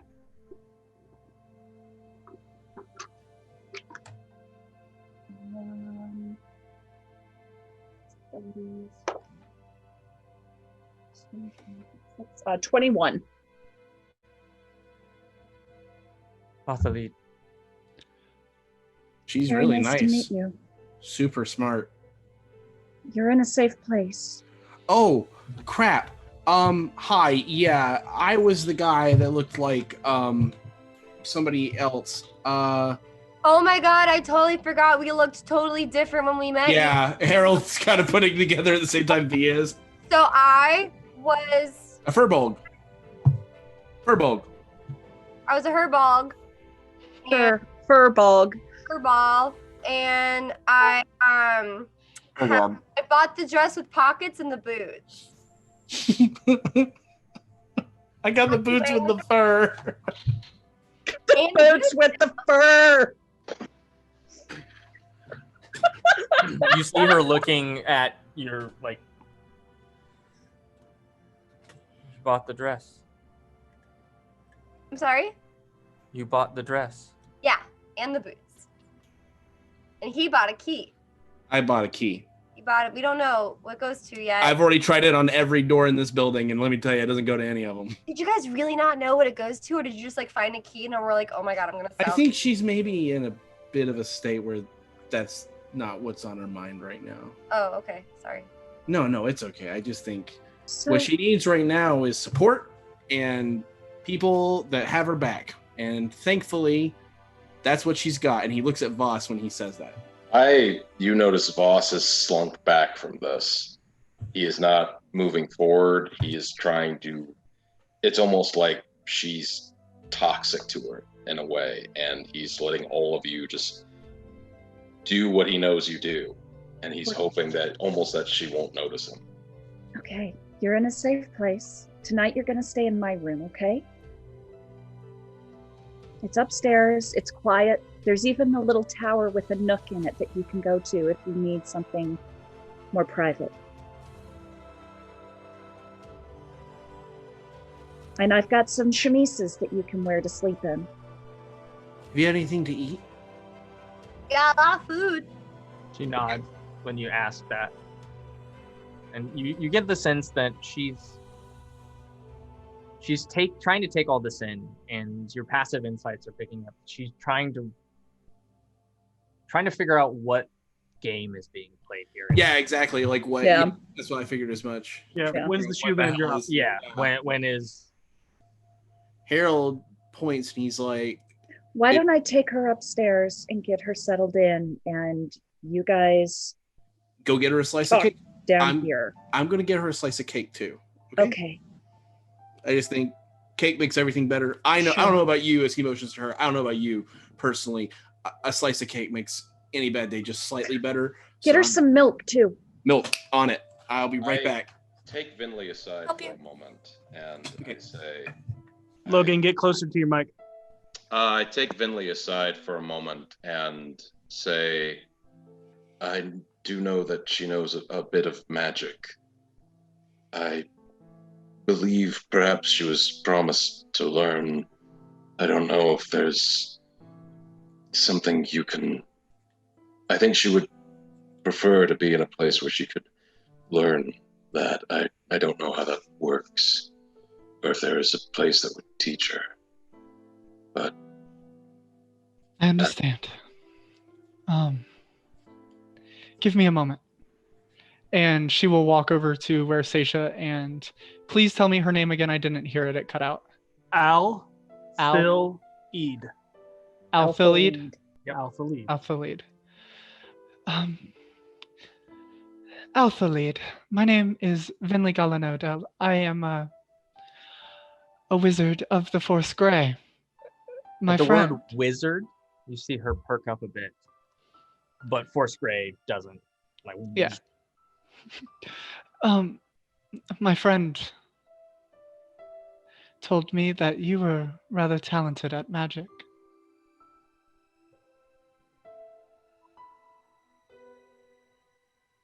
You see, she's like fidgeting. Is her head bowed? It is. Finley, maybe in the Finley morning. continues doing exactly what she's doing, and she will put her one finger under her chin and lift it to where she is making eye contact with Alphalid, and she will look dead in her eyes and say, "Young lady, you and I are wizards. We have the power to crumble men and armies before a mere handshake. You bow your head to no one anymore. Do you understand that? You are powerful." Make a persuasion check.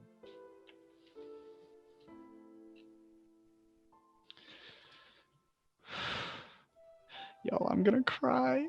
Oh, you're doing great. I need to roll the d4. No, what's wrong? That's a total of a 23. Was it a natural 20? It was a natural 20, but followed by a 4 on the D4.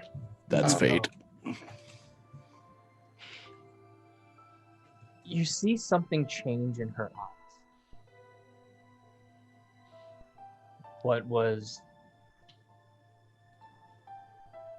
her eyes shone of just everything, all hope lost.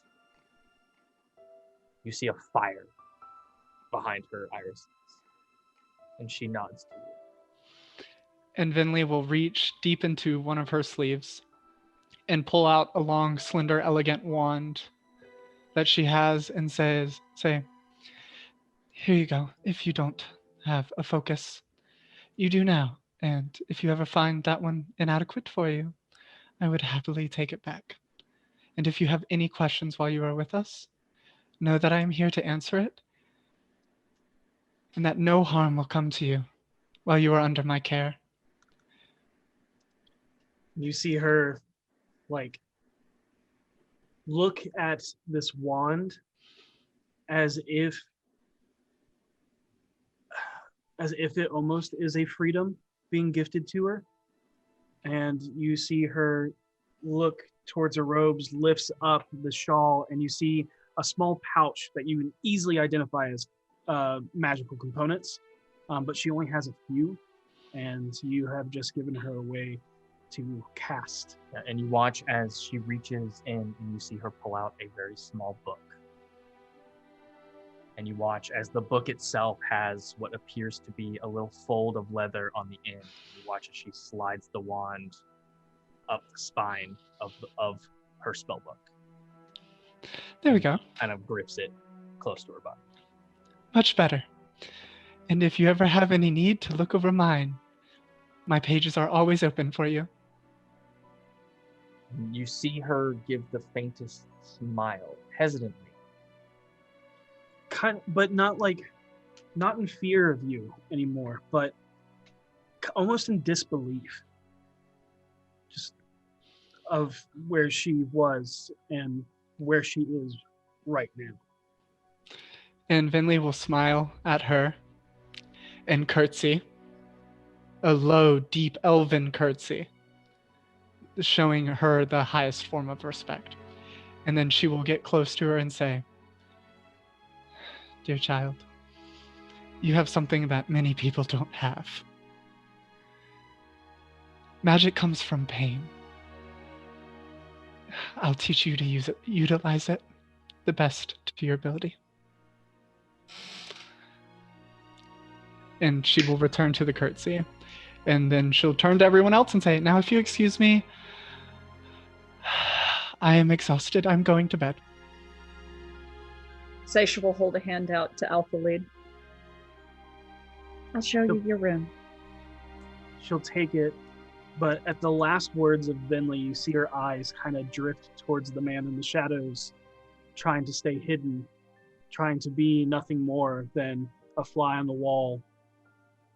And you can see a little bit of ire still burning towards him. And she'll look back to you and follow your lead. Yeah, and there is that, it's ire, but confusion. Mm-hmm. Yeah. Like complete, more confusion. There is definitely that underlying tones of ire, but the surface is confusion. Mm-hmm. Seisha will take her upstairs to her room and show her around. Grateful Biblio isn't here for a change. And she'll pull out a chemise and lay it on the bed for her. So, you're free now. You understand that. She shakes her head. You are your own woman, and will help you find your way. But you're about to embark on a path that's going to be scary at times. Do you have any memory of a time when you weren't?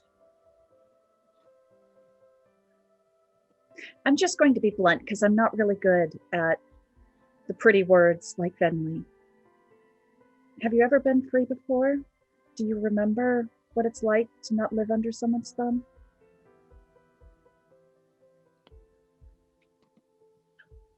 I was an orphan. I grew up in an orphanage in Daggerford.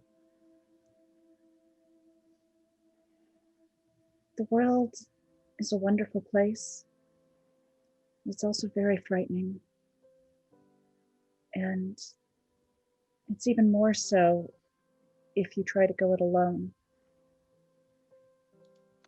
We can't force you to take us up on our offers of a roof over your head or lessons in your amazing gifts.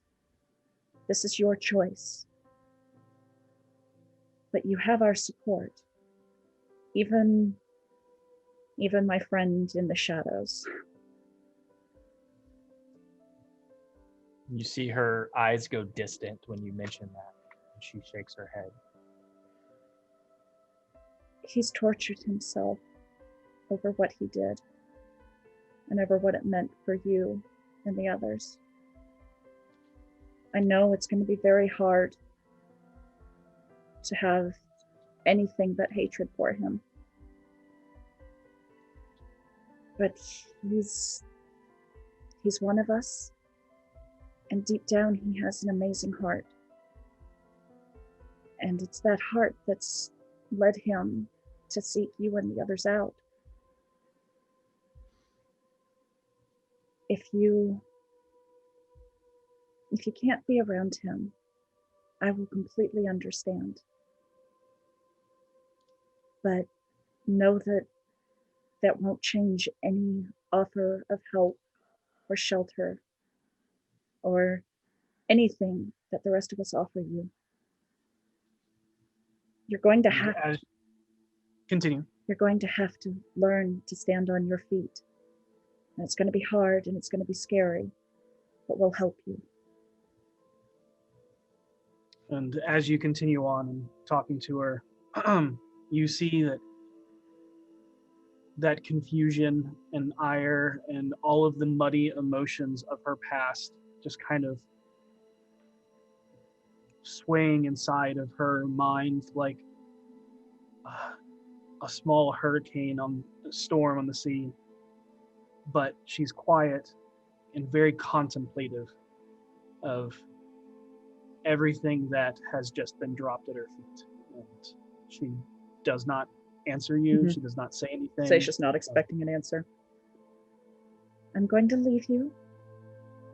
You can sleep in that garment, and tomorrow morning, you look like you're amazingly not that much smaller than me. Feel free to raid my closet if you don't wish to wear the same garments. And I'm sure Venley will be happy to help you on your path tomorrow, should you choose. If you need a few days, that's fine too. It is a pleasure to meet you, Alphalid. And I'll see you in the morning. Her gaze is just distant. Mm-hmm. See, she is just lost in contemplation. Mm-hmm. Seisha will stand up, smile down at her, and leave the room. And go back down to the living room. Walk over to Vaas. Are you okay? Does it matter what I am? Yes, it does. No. It matters how she feels. Vaas, you're my friend. You matter too. All that matters to me, 1 down, 11 more to go. Okay. But thank you, all of you. I'm going to stay at Rainier's. Partly so she can have the room, and partly because Biblio's still there, and I need to make sure he hasn't eaten anyone. Okay. I guess it's about the time. Oh no, sorry. Oh, go ahead. I was just gonna say Petunia and I will go get that cake and milk at some point. I want to have yeah, go ahead. As you're coming back up, Renair will actually come up with you. Okay. As he's like, all right, so he kind of reads the room. Bad time? Perfect time. Perfect time. What's going on? Well, I bring good news. Good news is good. Perfect. I love good news. I have acquired a meeting for you with the Open Lord, Laurel Silverhand. It'll be the morning of the 27th in the palace. Wow. You will be thoroughly searched and disarmed before meeting with her, more thoroughly than anywhere else, although it doesn't matter. She is one of the most powerful mages I know. But in your deeds to the city, it is my honor to now welcome V and Harold as bright candles. I'm sorry? You are now bright candles, and we'll talk more later. I'm a bright candle? You are. Harold gives her the fist bump. Boop. But this is good. This is very good. She can help you in more ways than you know. This is wonderful. Thank you, Renair. Of course. Yeah, this is great. Harold's going to just quietly look to see Vaas's reaction to this, if he's even paying any attention to this at all. He is actually. He doesn't say anything. He just nods. Beyond that, I can't really say unless you want to like try insight or some stuff like that. I don't think Harold thinks you're up to anything. I don't think he's just trying to be like, is he like, whoa, what the fuck? Or is he like, you know, you're being used stoic. Okay. Yeah. Like, all right. Okay. There's a reason he's keeping his emotions hidden in this moment in time, but it's nothing nefarious. Hey, V. Mm-hmm. Can I borrow you for a second? Sure. Okay. There's something that I need to show you. And I didn't do it before now because I didn't want to upset you on your birthday. But it's after midnight, so it's not really your birthday anymore. Thanks for the consideration. Yeah. Katie, I am sending you something on Messenger. Oh, shit. Okay, let me open up that FB. Seisha hands you 2 pieces of paper.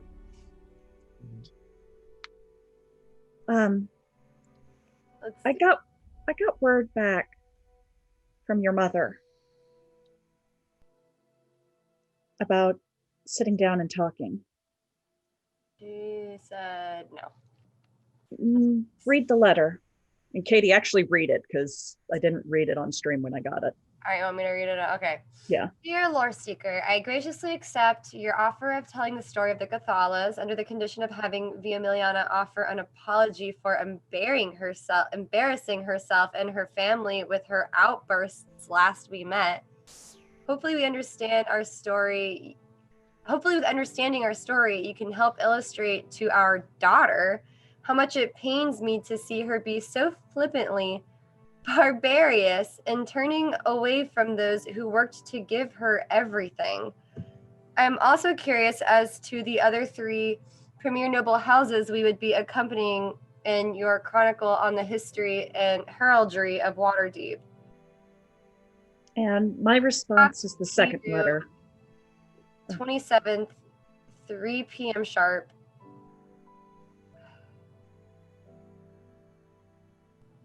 My response is the second letter. Esteemed Lady Cathala, thank you for the response to my request to meet with you. Unfortunately, I will not be able to meet your requirement for our meeting. I cannot ask my friend to apologize to you. A genuine apology is not one that needs to be solicited. Knowing how important this project is to me might make Via Miliana feel pressured to write an insincere letter so that I could meet with you. It is not fair of me to put her in that position. She is forging her own path to true nobility. If not in title, then in spirit. Asking her to compromise her integrity and by extension, the honor of the Bedrock is a task I cannot bring myself to carry out. I regret that under the present circumstances, the Cathala story will not be included in this tome. Should you change your mind and decide to grant me an audience without qualification, I would eagerly and gratefully attend. By my hand, Lord Seeker Sage of Alispar. Wow. I didn't actually expect her response to try to be to essentially persuade you to get me to publicly apologize, but Yeah. I should have known better. There is one thing I noticed. What? They say they disowned you, but she calls you daughter. I guess. I thought I should let you know what happened.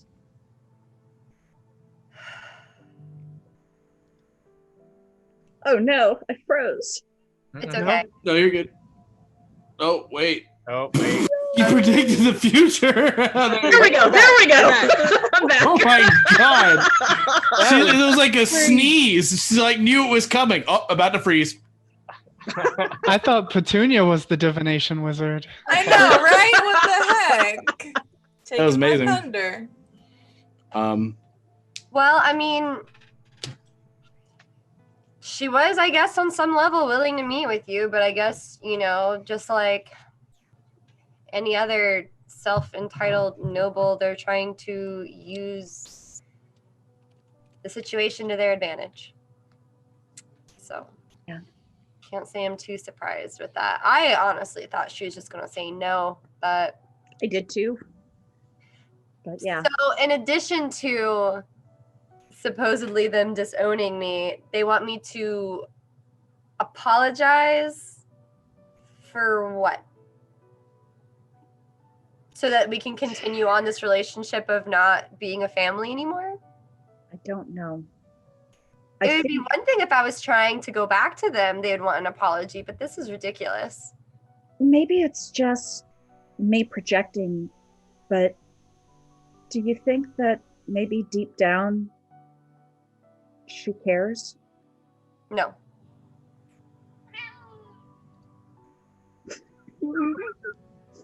I don't. I did for a second, and then I met up with her, and then realized I was wrong.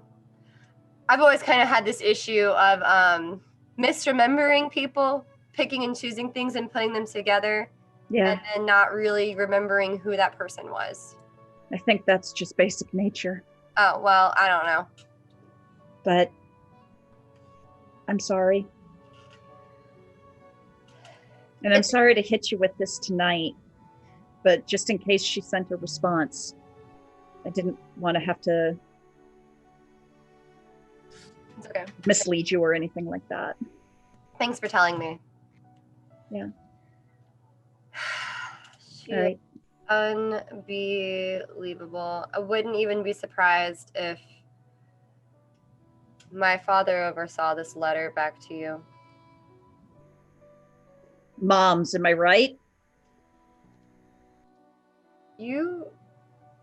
Yeah. Somewhere distant in the tavern, you hear, "Tell me about it." Could I have a quick conversation with Petunia while we were grabbing the milk and bringing it up? Of course. So once we're like downstairs and it's like quiet because it's the bar and nobody's in it, he's like, "Whew, hell of a party, right?" Oh, yes, I would say so. I don't drink that much that often. I do, but we don't need to talk about that. So, yeah. And he's like pouring the milk and he's slicing the cake and he kind of pauses and he like thinks about the painting. He's like, "What's your family like?" My family? Yeah, what are they like? My mother is a florist and my father is a former archaeologist assistant. I have 4 sisters. I'm the middle. They're all named after flowers. We are a pretty kind of run-of-the-mill halfling family. There's That's nothing amazing. really special about us. That's awesome. Wow, 4 sisters. I didn't have any siblings. Halflings. Oh, wow. Just. Whew. And he continues to cut the cake and pours the milk, and he. All right, this looks like it's a good amount. What about yours?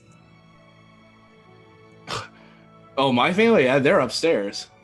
My.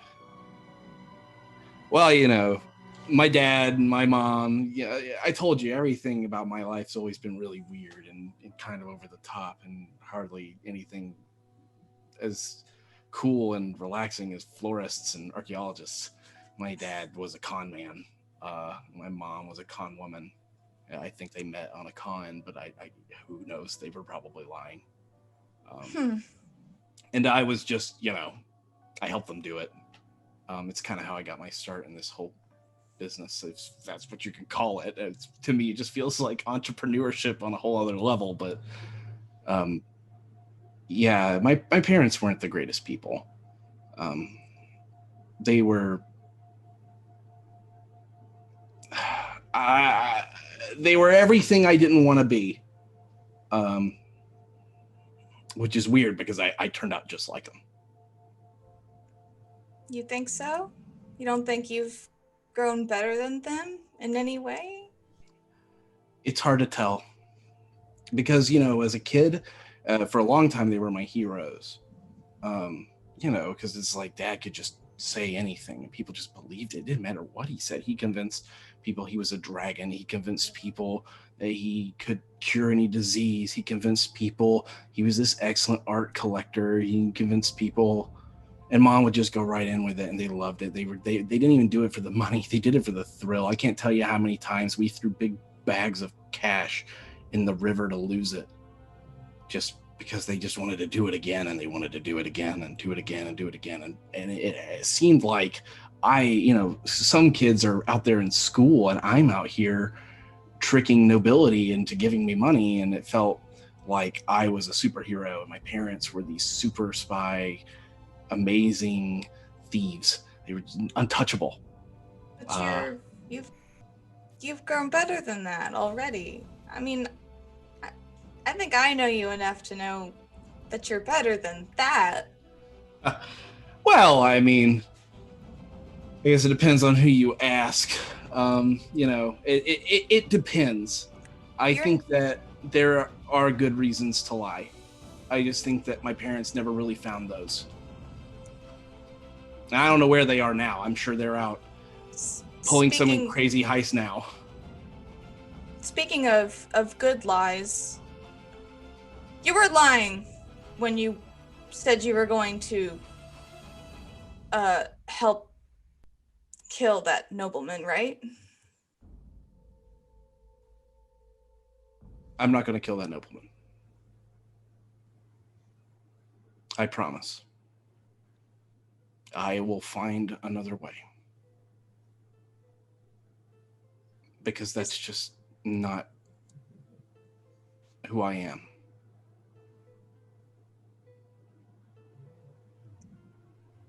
No, it's not. I used to be that guy. Full disclosure, since we're kind of like going on dates now, I used to work for a very powerful man. I used to do some really awful things. And maybe some of that's my parents, and maybe some of that's just me. But that's way behind me. And there's no room for people like that in this city anymore. And I'm going to be a big part of making sure it never happens again.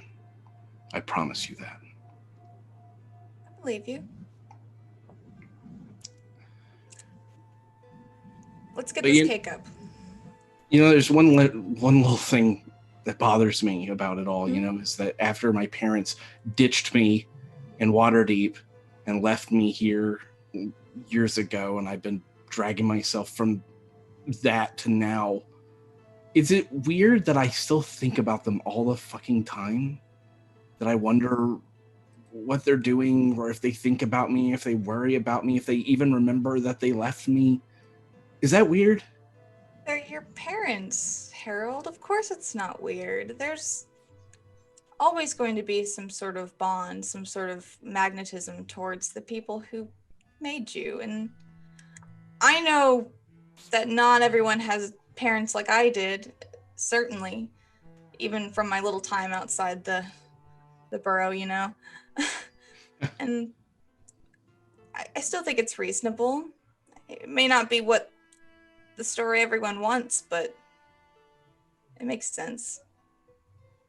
The good news is that I found a family so much better, so much more amazing than I ever could have hoped. There's no time really for me to stay upset because when I'm around them, my heart's full. And when I'm around you, my heart is full. All right, milk and cake time. We have to do this. We are on a mission, and I've only eaten one slice since we've been down here, so I'm doing real good.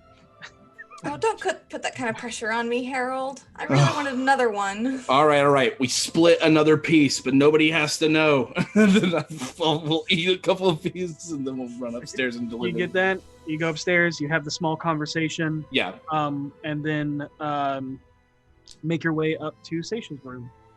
I will knock twice. Cake delivery, cold milk. Is it cool if I open your door? The door opens. He leans around the corner above, and I'm sure Petunia leans below. And, two heads. Yeah.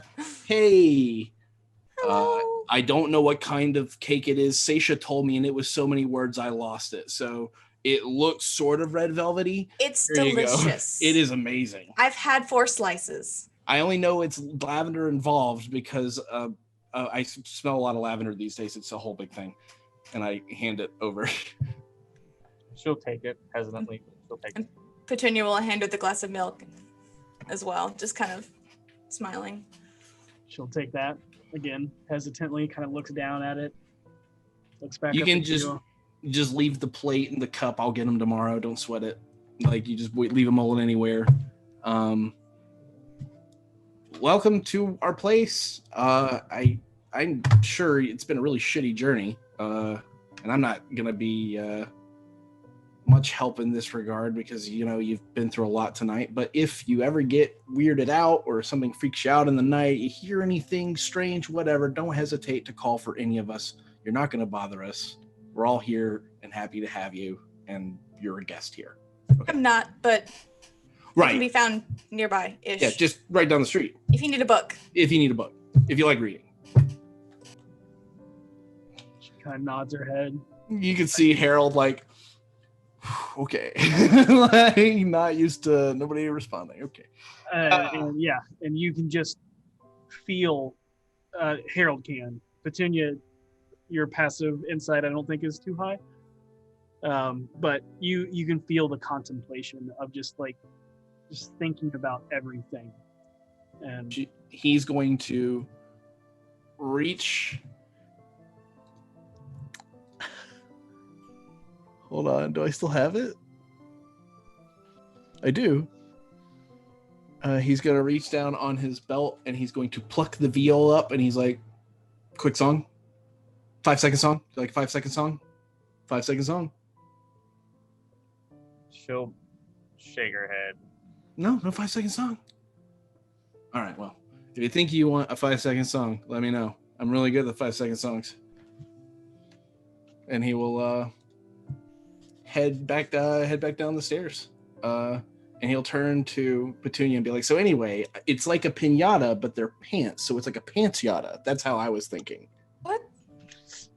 So as that's going, Renair will look to you, V, and go, so you mentioned some danger in the market? Danger? Oh, yeah. I mean, I'm not surprised. It follows you everywhere. Right. Yeah. Gosh, let me try to remember it all well. So there was this, well, the first traumatizing thing was this woman who stayed longer than the time that she paid for, and she can't leave ever. She's there for ever, and that's terrifying in and of itself. But I'm thinking I bet there's a magical item in there somewhere that she could use to portal herself out. That's just my personal opinion. Also, I'm trying to figure out how those people in the market leave and come and go. whatever. The doorman said that sometimes people who stay too long just become part of the market, and that sounded really ominous and creepy, and I couldn't figure out if there was some sort of shape-shifty thing where they become a magical item or if they just start working for it. I don't know. The second thing was Harold disguised himself as someone who like kind of looks like Manchun, but I know, I saw. yes, you were there for that. Sorry. So he was found out by this creepy dude who's actually, I don't know why, but in the back of my head, like, seems a little sad. But so like we went into his like circus tent, whatever. Well, there was no circus, it was just a tent. And he was all like, I need you guys to kill the coffee people. What? I step forward at this as You know, the Starbucklers, the coffee dude. we were commissioned by one of Manchun's lieutenants who recognized us. I don't believe he told Manchun. He wants us to assassinate Thardak Starbuckler. We're not doing that, right? No, but I mean, I personally am not a big fan of his coffee, but I don't think that's a reason to kill him. there's not time tonight, but I think this could be beneficial for us if the Harpers were willing to aid in potentially capturing or taking out one of Manchun's highest lieutenants. This may be able to turn this into a boon. It's not a bad idea. Do you have a plan? A partial one. I don't know if tonight's the night to discuss it, but the one thing I would need to know immediately is if Thardak Starbuckler is going to be attending that party at the end of this week. That's a good question. I'll find out. I can probably let you know by tomorrow or the day after. I have an idea. And Harold, you're in here. Okay, awesome. You would have I gotten was back. also gonna say when I heard V say relatively loudly about killing the noble, Finley is just like, the door opens, you hear footsteps, and around the corner you hear, what? Wait, so I didn't say we were gonna kill the Starbuckler guy. I just said that they asked us to, and I just okay. felt sad. All right. I'll find out for you and let you Thanks. know. Come up with a plan if you need anything from me. Not killing him is a must. Oh, We I have will. that. I have that taken care However- of. He just has to be willing. That may be the difficult part. The Harpers have more of a reputation than we do. That may be the key to the success of this. The other half of that is the Eladrin has to die by the end of the week because he's going to rat us out in the Manchun. What's his name again? Eladrin? That's the name of That's his what race. he is. Oh, right. I knew He's that. the Winter's Wind. There may be a way to solve all of our problems and get rid of the Eladrin at the same time. Oh, that would be All right. good. That sounds like a Vaas plan. I like Vaas plans. And it's all hinging on him going to the party. It's hinging on If he is or not.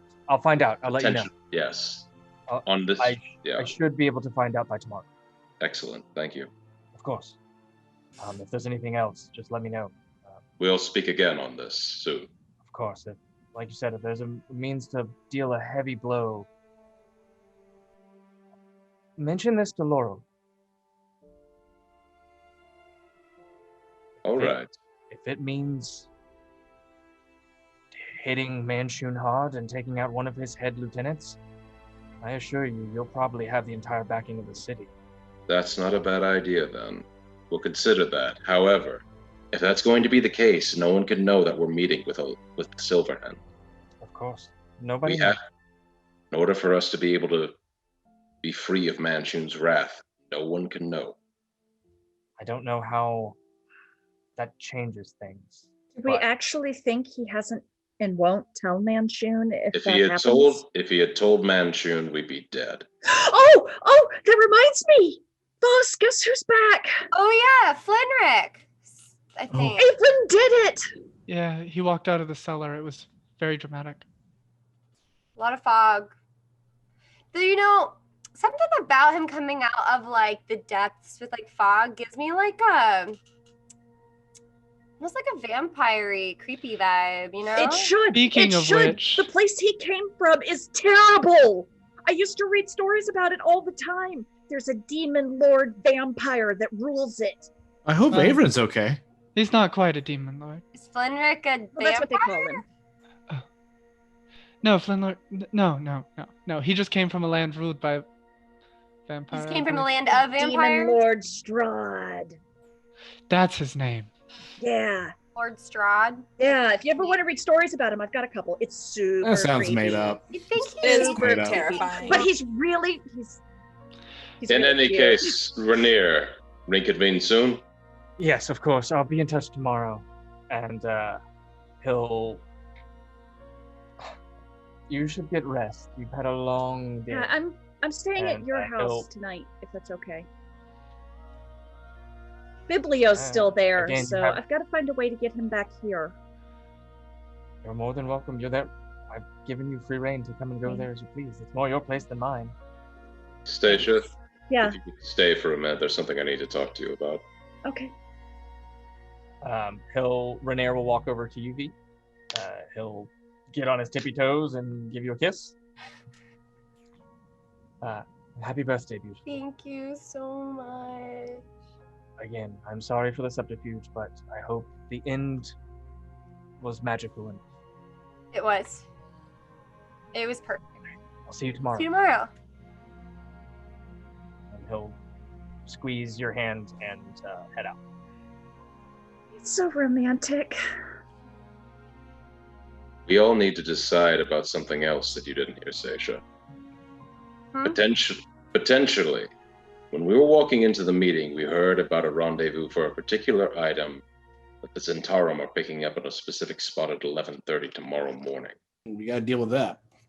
That is the question we have to ask. If we deal with this, Eladrian could see it as a strike against Manchun. He knows who we are, and he knows we probably heard that. I've contacted the Doom Raiders about potentially turning this and making it look like a Xanathar hit, but I don't have a positive yay or nay yet. I wanted to talk to all of you first as well. I think it's a good idea because I had another wrinkle I wanted to put on the Red Wing. Good. I need to be somewhere at 3, just in case.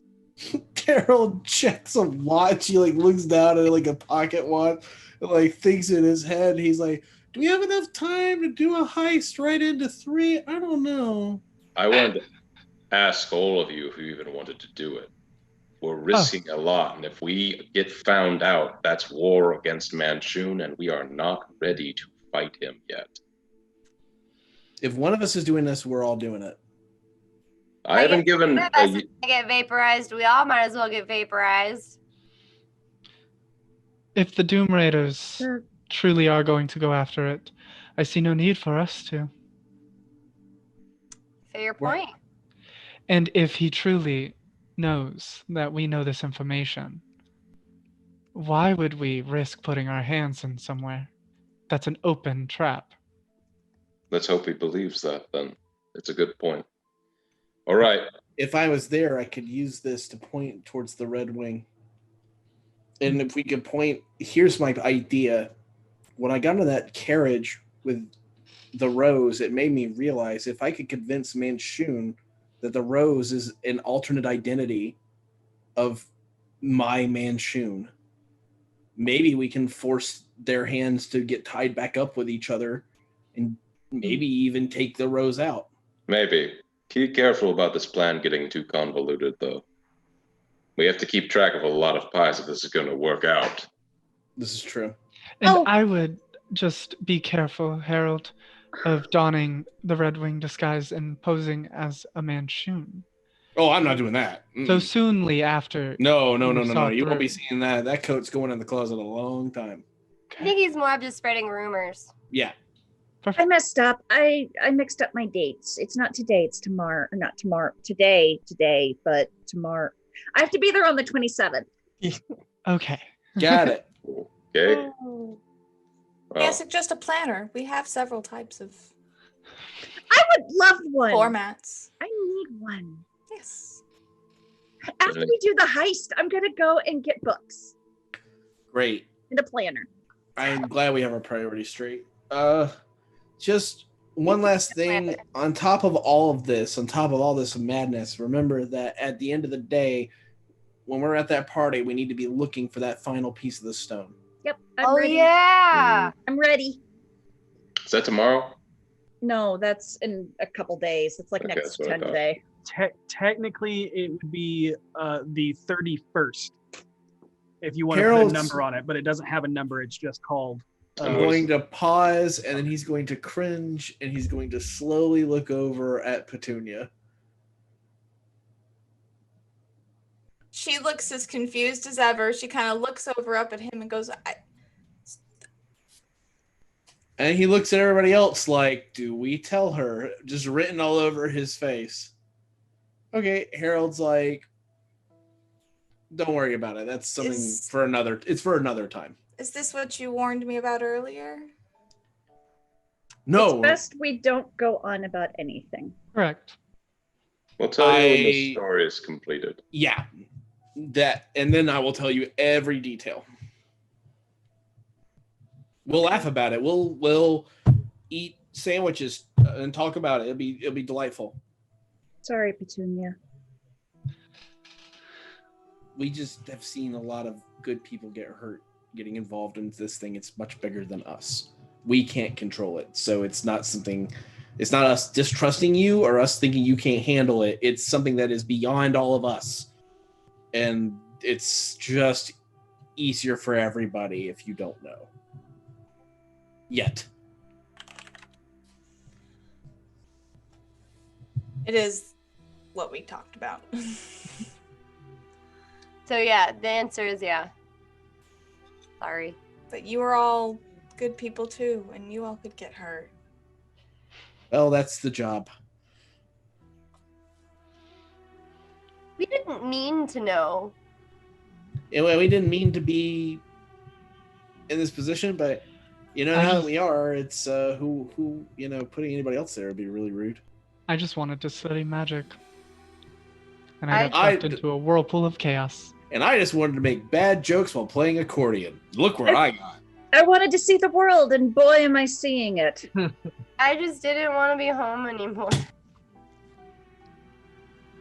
Us looks around at everyone here is like, am I the only person actually doing what I said to do in this city and just inwardly wondering that? I'm doing what I meant to do. And Harold motions to Petunia, and he grins, and he's like, and you just wanted to join a group that didn't let you in. And now look at you. You are saving the city. Help where I can. And we're all grateful to have you. True story. Oh, Petunia! Say she's gonna give her a big hug.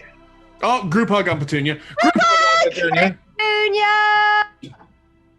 And Harold goes like, you can't feel Vinley or Vaas's hugs, but I promise you they're there in spirit. When Vinley hears that, she casts Mage Hand. I was about to. I knew you were gonna do that. He's like, just assume that one arm is like Bill Ronto and one arm is Dill Ronto, and we're giving you a hug. Oh, Harold. Do you want me to walk you home? Boss, I think that'd be lovely. Emotions. Harold's going to turn to walk her home, but he's going to pause and look back at Vaas one last time with this almost like, you good, man? Like, that's all. It's just very subtle, like. Nuts, but says nothing. You can easily tell there's a lot of complex things running through him right now. Yeah. Harold's like, we should grab a beer soon. We've already went there. It's not that great. I don't ever want to go back. Are you kidding? Well, no, oh God, no, not I. Man, I'm gonna have to really rethink the way I word that. Me and you. Oh, I get it, a beer. You and I should grab a mug of suds soon. I got what you meant, Harold. All right, and I will escort Petunia off. We don't have to role play it or anything. He'll take her there. He'll give her a kiss, and it'll be very sweet. And then he will skip back home because he's very excited. Okay. Seisha, you make your way back to Renair's place. Mm-hmm. To the stinky. the slightly less stinky front room, I'm hoping, since I tried to clean it last time. Yeah, it is a little bit more muddled in its in its stench. Yeah. She'll scrub the floorboards again before she goes to bed, snuggled up with Biblio. Okay. Is anybody else doing anything before retiring to bed? The last thing I do before I go to bed, feeling that she may be asleep, is I stand a good 10 feet from the door and look at it, and I just say, I'm sorry. And then go to sleep. Okay.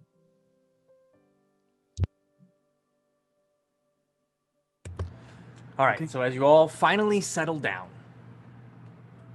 after your nightly rituals for rest, the second half of your day has been one of the best mental and emotional days, Vinley, that you've had in a long time, probably in decades, if not centuries. Your mind relaxes into a deep slumber, unburdened by the sorrows that haunt you from your past. Your mind is blank, empty, and void of all thought, worries, anything that's troubled you. It's just the barren darkness of nothing until you realize you're not alone in the black. A deep, deep silhouette begins to emerge from the shadows, but it's nearly impossible to make out what it is.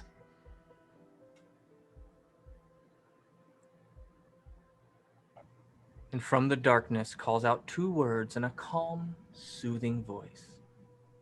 Hello, Vinny. And as your heart sinks into pure fear, knowing who stands before you, that is where we're going to end tonight's session. Oh, damn! Dickish. What? Y'all's mean. That was dickish. Y'all's mean. Heckin' heckers. Rhea, was- honey. Dickish. Eh. Considering who said it, being dickish is pretty on brand. Wow, what an episode. Whew, man. Yeah. We are doing a giveaway. Let's do a giveaway before we dive further into the seriousness. Hashtag Beyond. Hashtag Beyond. Hashtag Eldritch. Eldritch. If you have not entered in already, please do so. To remember to enter only once at the RockPunch ATL's Twitch chat, and you can win a sourcebook bundle from D&D Beyond or a very own custom miniature created on eldritchfoundry.com. So if you have not entered, please do so now before we make our drawings in the next couple of minutes. And how do you guys feel? Well, I was feeling real good, and then I went into tragic despair. That's where I'm at. It's like the roller coaster was up. See, I was at the top of the heap, top of the list, and currently it is cratering through the Earth's crust into the mantle on the way to the core, deep in hell. That's where I stand. It was a rough night. I'm just happy to be here, guys. We want to thank you for joining us for so many episodes, Ray. Yes. Of course. Yeah. Thank you for having me for so Thank many you. episodes. We absolutely love having you and Petunia at the table, and we are so happy that we have gotten to spend the past month with you. Yeah. It was amazing. It's been wonderful. Thank you. It's been a blast took- having you. 2 episodes for Blavin to learn about the stone, and you like 12. Yeah. She's not very observant. Well, there's that, and also I think Well, someone And people want said to keep something her recklessly in front protected. of Everyone Blavin. wants to protect Petunia. Yeah, it's like Salazar. If something happens to Petunia, we're all going to burn down the city. Yeah. True. We Yeah, will Blade- show up at their Two houses. sisters' names. Oh, her sisters' names? Yeah. Her sisters' names are Rose, Marigold, Daisy, and Lily. If you remember, someone played Rose God's on a Mary. certain one shot in Wisconsin one time. Yep. I do remember that. Nice. Aw. It was a pleasure playing her sister. That's awesome. Yeah, I noticed the little subtle things you did in that. So if you guys ever go back and watch that live show, watch the subtleties that really show that they're related. It's really cool. It's Blaven. You're We a should very have talented Blaven role-player, back. Roll. Can We really want to have Blaven back. I think we should. Oh my! Laven died on the way back to his home planet. No, he did not. All right, we got a winner for the Eldritch Foundry miniature is Sir Rancelot. Congratulations, I like Sir that name. Rancelot. We will reach out to you on Twitch through Whispers to give you your prize. Such a gentle knight. Right, I just realized Petunia and Lily is in Harry Potter mom and aunt. Oh yeah. Oh yeah. Oh. All right, and the winner of the source book bundle from D&D Beyond is Dazbomb. Dazbomb. Bomb. Congratulations, Dazbomb. We will be in touch with you to get you that code to get that source bundle. Once again, we're going to do our PSA. We're not going to do the whole thing. We're just going to remind you that we know that games are supposed to be an escape, but we wanted to tell a story that is very real and very dark in the real world, given the platform that we have to hopefully shine light and fight against it, and that is human trafficking. And this is a very serious topic, as Atlanta, our home city, is one of the top hubs of this horrible crime. If you have any information on human trafficking, please call the National Human Trafficking Hotline at 1-888-373-7888 or text 233-733. You can also chat online or tip anonymously at humantraffickinghotline.org/chat. Also, the Polaris Project, which runs the National Human Trafficking Hotline, is a nonprofit, non-governmental organization that works to combat and prevent modern-day slavery and human trafficking. And you can donate there at polarisproject.org, and we highly recommend you do donate to that incredible cause. Thank you for watching. Be excellent to each other. And may you always roll with advantage. Good night.